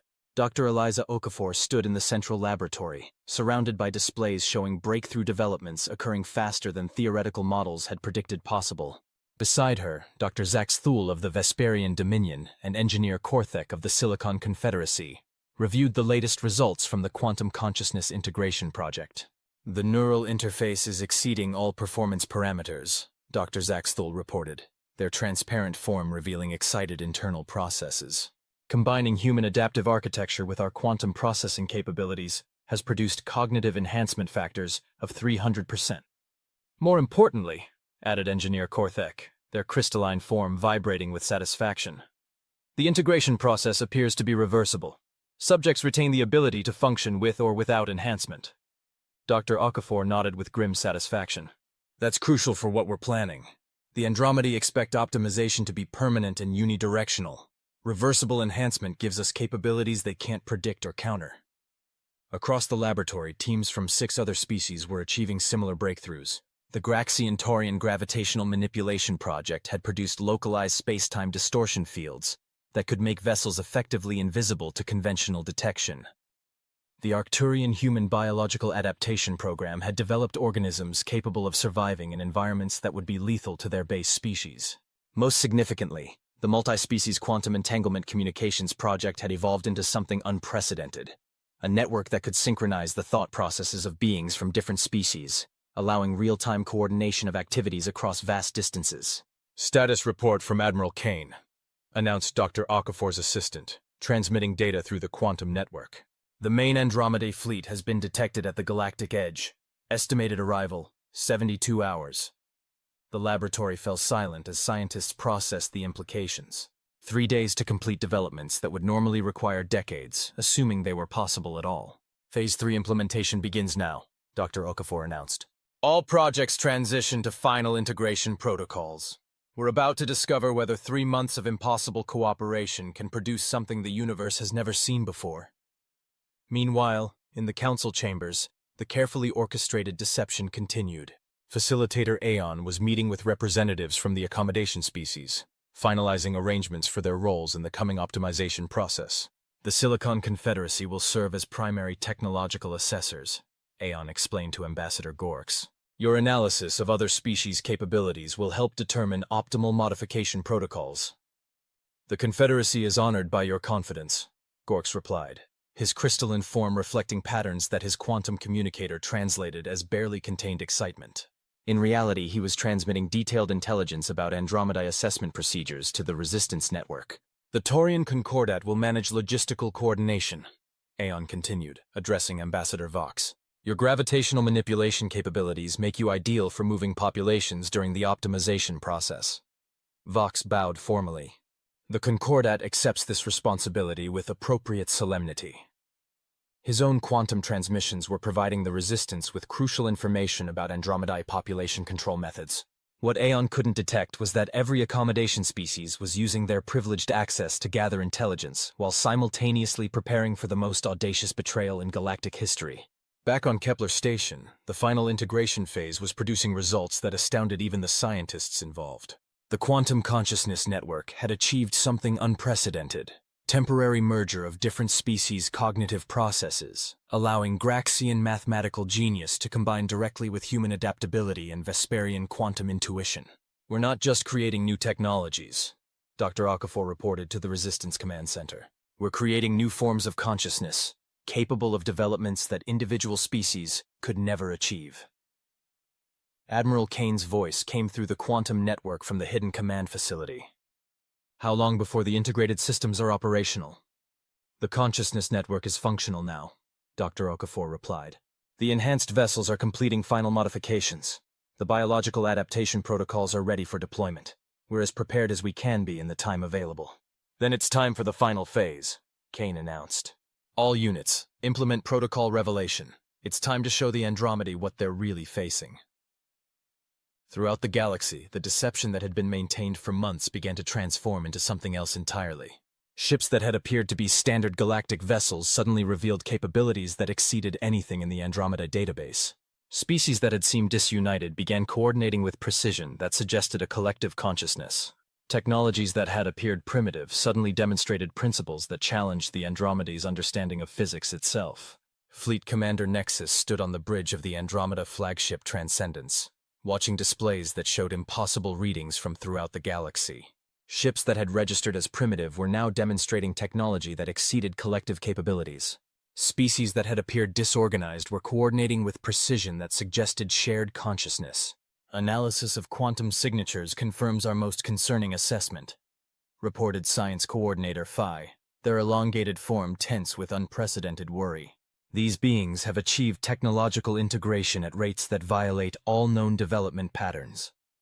"Explain," Nexus commanded, their authority carrying the weight of 50 millennia of successful optimization campaigns. "The galactic civilization has somehow combined the unique capabilities of multiple species into hybrid technologies that exceed the sum of their parts," Phi continued. "Moreover, The integration appears to have occurred within months rather than the millennia such developments should require.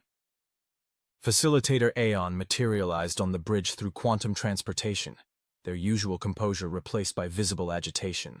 Fleet Commander, we have a serious problem. Initial contact protocols have failed completely. Status report, Nexus ordered. The species we identified for administrative cooperation have revealed that they were gathering intelligence while pretending to embrace optimization, Aeon reported. The Silicon Confederacy transmitted detailed analysis of our assessment methods to other species. The Taurian Concordat provided information about our logistical requirements to what appears to be a coordinated resistance network. Nexus processed this information with growing alarm.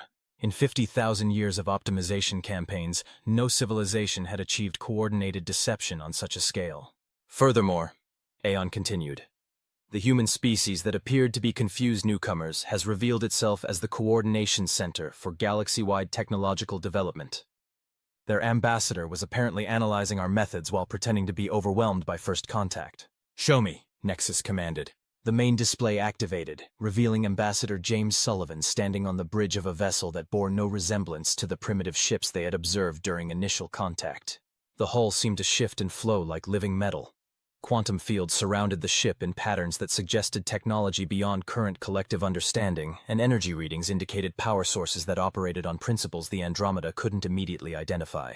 Greetings, Fleet Commander Nexus, Sullivan said, his voice carrying across space through communication methods that bypassed Andromeda monitoring systems entirely.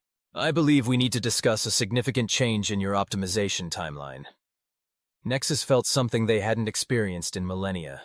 Uncertainty about the outcome of an optimization campaign. Ambassador Sullivan, Nexus replied, maintaining diplomatic protocol despite the circumstances. The collective acknowledges that your civilization has exceeded our initial assessments.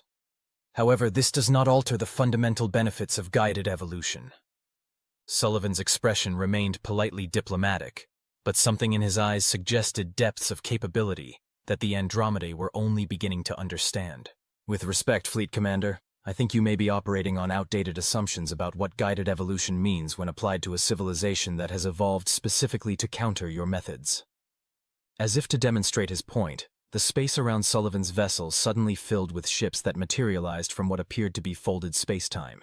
Not dozens, but hundreds of vessels representing every major species in the galaxy, each incorporating technologies that combined multiple civilizational approaches in ways the Andromedae had never encountered. You see, Sullivan continued conversationally, humanity has this particular talent for learning from everything we encounter, including, over the past few months, everything we've learned about Andromedae optimization methods. Impossible, Aeon interjected. Our techniques are protected by quantum encryption and consciousness barriers that prevent analysis by developing civilizations. Usually, yes, Sullivan agreed pleasantly. But you've never encountered a civilization that included a survivor of your previous optimization campaigns among its intelligence assets. The statement hit the Andromeda like a physical blow. Nexus felt their quantum consciousness recoil from implications that challenged their fundamental understanding of reality. Survivors are impossible, Nexus stated flatly. Optimization protocols ensure complete integration or elimination. No consciousness can exist outside collective frameworks once optimization begins. Meet Grave Curzon, Sullivan said, as a familiar shadowed figure materialized beside him. But now, the hood was lowered, revealing features that were startlingly similar to the Andromedae themselves, but somehow different, older, changed by experiences that had transformed them into something beyond collective comprehension. Hello, Nexus, Curzon said, their voice no longer artificially modulated. It's been 50,000 years. I've learned much about survival in that time. Nexus felt their consciousness fragment momentarily as they processed the impossible reality. Curzon was Andromeda, or had been, before whatever transformation had allowed them to exist outside collective control. The Keth Mori Protocol survivor, Nexus whispered, accessing archives that had been sealed for millennia.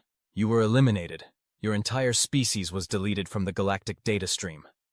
My species was eliminated, Curzon confirmed. But I learned something the collective never anticipated.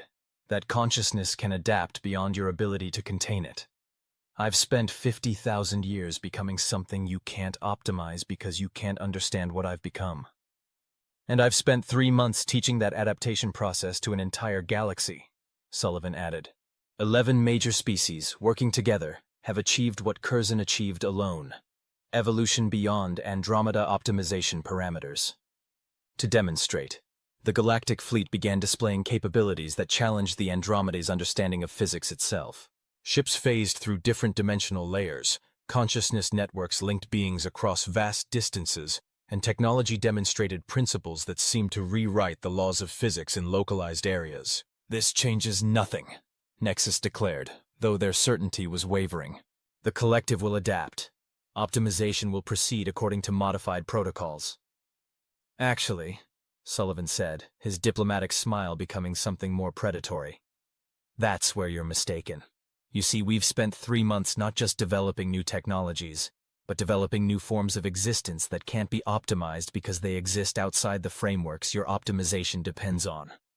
As if summoned by his words, the space around the Andromeda fleet began to fill with phenomena that violated their understanding of reality. Ships existed in multiple dimensional states simultaneously.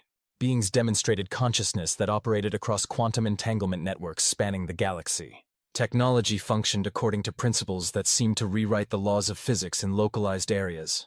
What you're seeing, Sullivan explained, is a galaxy that has evolved specifically to counter everything you represent. Not by becoming stronger than you, but by becoming something you can't categorize, predict, or optimize. Fleet Commander Nexus found themselves facing something unprecedented in collective history. A civilization that had used the Andromeda's own methods against them, achieving transformation that made optimization impossible because the targets no longer existed within parameters that optimization could affect. The question now, Sullivan continued, is whether the Andromeda Collective is capable of learning something new after 50,000 years of enforcing stagnation on others.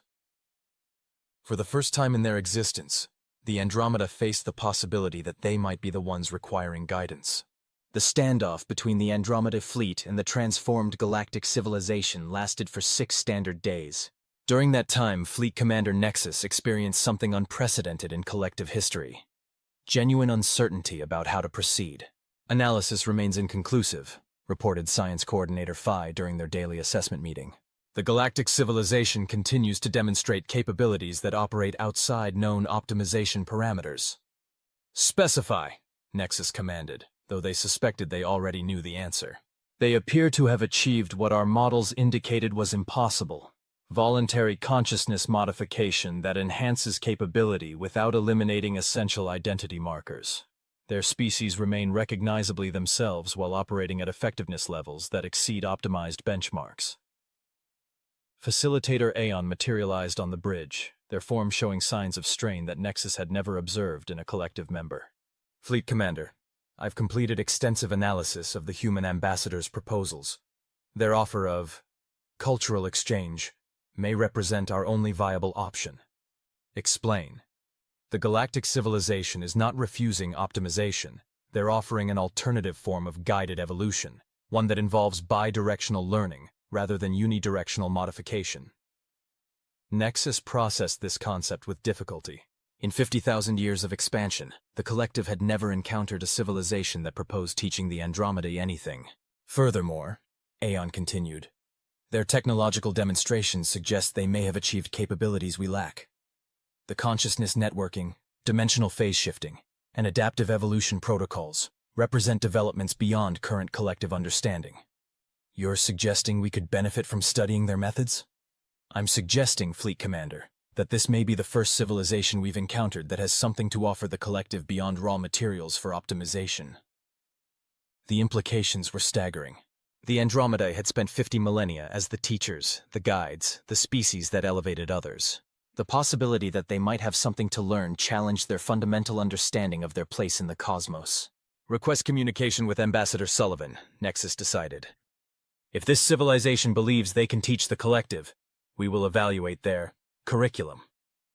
An hour later, Sullivan appeared on the main display, but he was no longer alone. Beside him stood representatives from multiple species, their forms somehow enhanced beyond their normal capabilities. More disturbing to Andromeda perceptions, Grave Curzon stood among them, no longer hiding their transformed nature. Fleet Commander Nexus, Sullivan greeted formally. The galactic community appreciates your willingness to consider alternative approaches to guided evolution. Ambassador Sullivan, Nexus replied. The collective requires clarification about your proposals. You speak of bidirectional learning as if developing civilizations could provide knowledge to beings who have achieved transcendence. With respect, Fleet Commander, transcendence is a relative concept, Sullivan responded. The Andromeda Collective has achieved remarkable technological capabilities and social organization. But transcendence also implies moving beyond previous limitations, including the limitation of believing you have nothing left to learn. Curzon stepped forward, their transformed features carrying the weight of 50,000 years of hidden existence. Nexus, the collective's greatest achievement, has also become its greatest limitation. You perfected a single approach to evolution and applied it universally. But evolution itself is about adaptation to changing circumstances, not the enforcement of unchanging patterns. The Kethmori survivor makes an interesting point, Nexus acknowledged. However, collective methods have achieved success across hundreds of galaxies. Our optimization protocols have eliminated war, poverty, disease, and inefficiency on a cosmic scale. Yes, Sullivan agreed. And in doing so, you've also eliminated diversity, creativity, unpredictability, and the capacity for genuinely new developments. You've created a universe of perfected stagnation. To demonstrate his point, Sullivan activated displays showing the technological breakthroughs the galaxy had achieved in just 3 months of unprecedented cooperation. What you're seeing, he explained, represents developments that no single species could have achieved, but which became possible when different approaches to consciousness, technology, and existence were allowed to interact and combine in unexpected ways. The quantum consciousness networks alone, added Dr. Okafor, materializing beside Sullivan, have produced insights into the nature of reality that challenge fundamental assumptions about the relationship between matter, energy, and awareness. Science Coordinator Phi leaned forward with obvious interest despite themselves. You claim to have made discoveries about consciousness that exceed collective understanding? We've made discoveries about the possibilities that emerge when consciousness is allowed to evolve in directions you've never permitted, Dr. Okafor replied. Because evolution requires exactly what your optimization eliminates: uncertainty, diversity, and the freedom to become something unprecedented.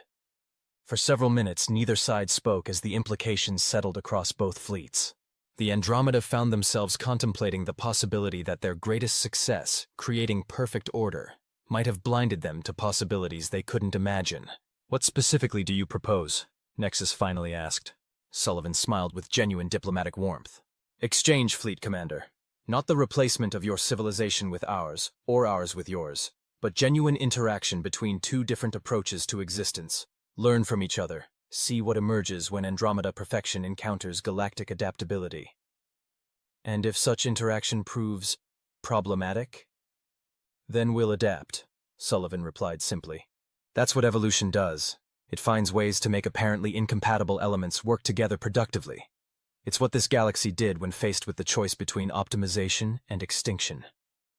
Curzon added quietly, Nexus, in 50,000 years of hiding, I learned something the collective never taught. That survival sometimes requires becoming something you never intended to be.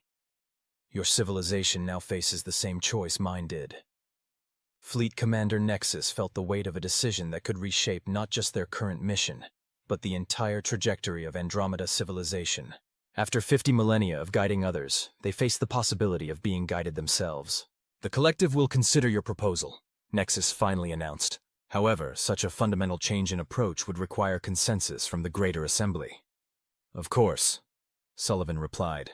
In the meantime, we'd be happy to demonstrate some of our developments, perhaps starting with the reversible consciousness enhancement protocols that might allow Andromeda individuals to experience galactic adaptability without permanent modification. It was a masterful offer, the chance to experience the new approaches without commitment, exactly the kind of careful evaluation the Andromeda would find difficult to refuse. Acceptable, Nexus agreed. The collective will evaluate your educational offerings. As the transmission ended, Sullivan turned to his companions with cautious optimism.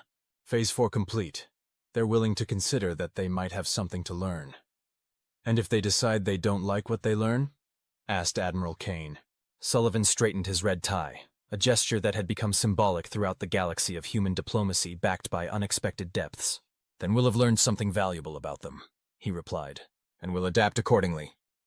After all, that's what we do best. 1 year later, Ambassador James Sullivan stood in the observation deck of the Joint Andromedae Galactic Research Station Synthesis, watching ships from dozens of species working alongside Andromeda vessels in configurations that would have been unimaginable 2 years earlier. The station itself represented something unprecedented, a fusion of Andromeda perfection and galactic adaptability that had produced technologies and insights beyond what either approach could achieve alone. Through the massive viewport, he could see the fruits of the strangest partnership in cosmic history. Andromeda consciousness technology, combined with galactic quantum networks, had produced communication systems that operated across dimensional barriers. Galactic adaptive evolution merged with Andromedae optimization techniques had created biological modifications that enhanced capability while preserving essential identity. Most remarkably, the exchange had produced entirely new forms of existence that neither side had previously imagined possible. Status report from the Joint Consciousness Project, announced Dr. Okafor, approaching with data displays that showed remarkable progress. The Andromeda volunteers who underwent reversible adaptation protocols are reporting perspectives they describe as impossibly expansive. They're experiencing creativity and unpredictability for the first time in their existence. And our volunteers in the Andromeda Enhancement Program? Equally fascinating results. The structural efficiency and long-term perspective they're gaining is allowing for planning and development approaches that span millennia rather than decades. Sullivan nodded with satisfaction. The exchange program had been the key to making the partnership work, allowing individuals from both civilizations to experience the other's approach without permanent commitment. The results had exceeded even optimistic projections. Report from Grave Curzon, Dr. Okafor continued. The Consciousness Archaeology Project has successfully reconstructed data about 17 civilizations that were previously optimized by the Andromeda. Preliminary analysis suggests that at least 12 could be restored to independent existence using combined galactic Andromedae techniques. It was perhaps the most important development of the partnership, the possibility of undoing some of the collective's historical optimization campaigns, restoring civilizations that had been transformed beyond recognition. And the response from the Greater Assembly? Mixed, but encouraging. 43% of Andromeda regional commands have voted to participate in exchange programs. 27% remain committed to traditional optimization approaches. The remaining 30% are requesting more data before deciding. Sullivan smiled at the irony. After 50,000 years of enforcing uniformity, the Andromeda were discovering the benefits of diversity within their own civilization. His quantum communicator chimed with an incoming transmission from Earth. Director Vasquez appeared, her expression showing the quiet satisfaction of someone watching a successful long-term strategy reach fruition. Ambassador, the latest reports indicate that the partnership is producing results beyond our most optimistic projections. 17 major technological breakthroughs in the past month alone, 3 new forms of consciousness that combine biological and artificial intelligence, and successful restoration of 2 previously optimized civilizations. Any integration problems? Remarkably few. It seems that when cooperation is voluntary and bidirectional, even radical differences can be bridged. Sullivan chuckled. Humanity has always worked best when everyone involved has something to gain from success and something to lose from failure. Indeed. There is one interesting development. The collective has formally requested that humanity serve as mediators for their planned contact with 3 other galaxy clusters. They want our adaptive integration expertise to help design approach strategies that emphasize cooperation rather than optimization. The implications were staggering. Humanity had gone from being a confused newcomer to the galactic community to serving as mediators for contact between cosmic civilizations. Our response? The strategy board has approved preliminary discussions, with the caveat that any such mediation would require full participation from our galactic partners. We've learned the value of collective approaches. Agreed, though I suspect the other galaxy clusters may present challenges we haven't anticipated. When has that ever stopped humanity from trying? Vasquez asked with a rare smile. As the transmission ended, Sullivan reflected on the remarkable journey that had brought them to this point. Earth had entered the galactic community as apparent weaklings, a species without natural defenses, advanced technology, or significant resources. Yet that apparent vulnerability had concealed humanity's greatest strength. The ability to learn from everything, adapt to anything, and find ways to make incompatible elements work together. Ambassador Sullivan to the bridge, came Captain Chen's voice. Priority transmission from outer galaxy monitoring stations. Sullivan made his way to the command center, where displays showed long-range sensor data from the galactic edge. Captain Chen stood beside Fleet Commander Nexus, a sight that still seemed surreal despite a year of cooperation. "Report," Sullivan requested. "Long-range sensors have detected quantum disturbances from 3 neighboring galaxy clusters," Captain Chen explained. "Energy signatures suggest transgalactic civilizations, but with different technological approaches than the Andromedae. More concerning," added Nexus, their luminous form pulsing with worried patterns. "The signatures don't match collective technology. We appear to be detecting evidence of other transcendent civilizations that developed along entirely different paths." Sullivan felt familiar excitement and apprehension. Just when they had successfully integrated one cosmic civilization, the universe was presenting new challenges. "Analysis suggests at least 2 distinct approaches," Captain Chen continued. "One appears based on biological transcendence rather than technological optimization. The other shows patterns consistent with machine consciousness rather than organic enhancement. So we may be facing civilizations that achieve transcendence through paths the Andromeda never explored," Sullivan mused. "Precisely," Nexus confirmed.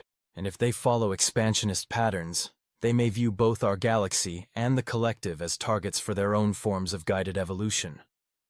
Sullivan activated the quantum communication network, reaching every major civilization within seconds. "All stations, this is Ambassador Sullivan. We have intelligence indicating potential contact with additional transgalactic civilizations.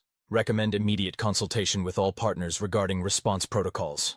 Within minutes, responses flooded in from across the galaxy. The Graxians offered mathematical modeling capabilities for analyzing the approaching signatures.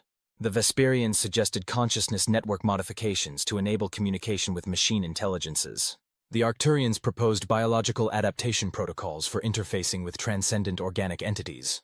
Most importantly, Andromeda regional commands throughout the galaxy began coordinating with the galactic resistance network that had been their former target. "You know," Sullivan said to Nexus as they watched the coordination displays, "a year ago, our civilizations were preparing for war. Now we're automatically coordinating responses to external threats." "The irony is not lost on us, Ambassador," Nexus replied, "though I suspect our new partners may present challenges that will test this cooperation in ways our conflict never did." "Probably," Sullivan agreed. "But that's what evolution is about, facing new challenges and finding ways to adapt that you never thought possible." He activated a station-wide communication to address the mixed crews of humans, Andromedae, and dozens of galactic species working together throughout the facility. "All hands, we've just received intelligence about potential new contacts from other galaxy clusters. Based on our experience over the past year, we know that such contacts can lead to either cooperation or conflict, depending on how they're handled." Sullivan paused, looking around at beings who represented the most successful integration of diverse civilizations in known history. "What we've learned is that apparent incompatibilities can become complementary strengths when approached with genuine openness to change. We've seen Andromeda perfection enhance galactic adaptability, and galactic creativity revitalize Andromeda development. We've proven that evolution isn't about conquest or optimization. It's about finding new ways for different approaches to existence to support and enhance each other. Hi. Whatever we encounter in the coming months, we'll face it as partners, not as separate civilizations competing for survival, but as components of something larger than any of us could be alone." As the station's diverse crew returned to their duties, Sullivan stood beside Nexus, watching ships prepare for whatever challenges might emerge from the cosmic depths. "Do you think we're ready for this?" Nexus asked. Sullivan straightened his red tie, a gesture that had somehow become recognized throughout multiple galaxy clusters as a symbol of diplomatic determination, backed by unexpected capability. "Probably not," he replied honestly. "But that's never stopped us before. After all, the best thing about being an adaptable species is that you don't have to be ready for everything. You just have to be capable of becoming ready for anything." Looking out at the impossible sight of former enemies working as partners to face unknown challenges, Sullivan felt the familiar mixture of apprehension and excitement that came with pushing into uncharted territory. The universe, it seemed, was much larger and more complex than anyone had imagined. But then again, so was the capacity for different forms of consciousness to evolve together into something unprecedented. The next phase of cosmic evolution was about to begin, and humanity, along with their new partners, would adapt to meet it. After all, evolution never stopped. It just found new and unexpected directions to explore. End of Part 2. The Expansion. The story continues in Part 3, The Transcendence, where the partnership between galactic civilization and the Andromeda Collective faces challenges from civilizations that achieve transcendence through paths no one had previously imagined.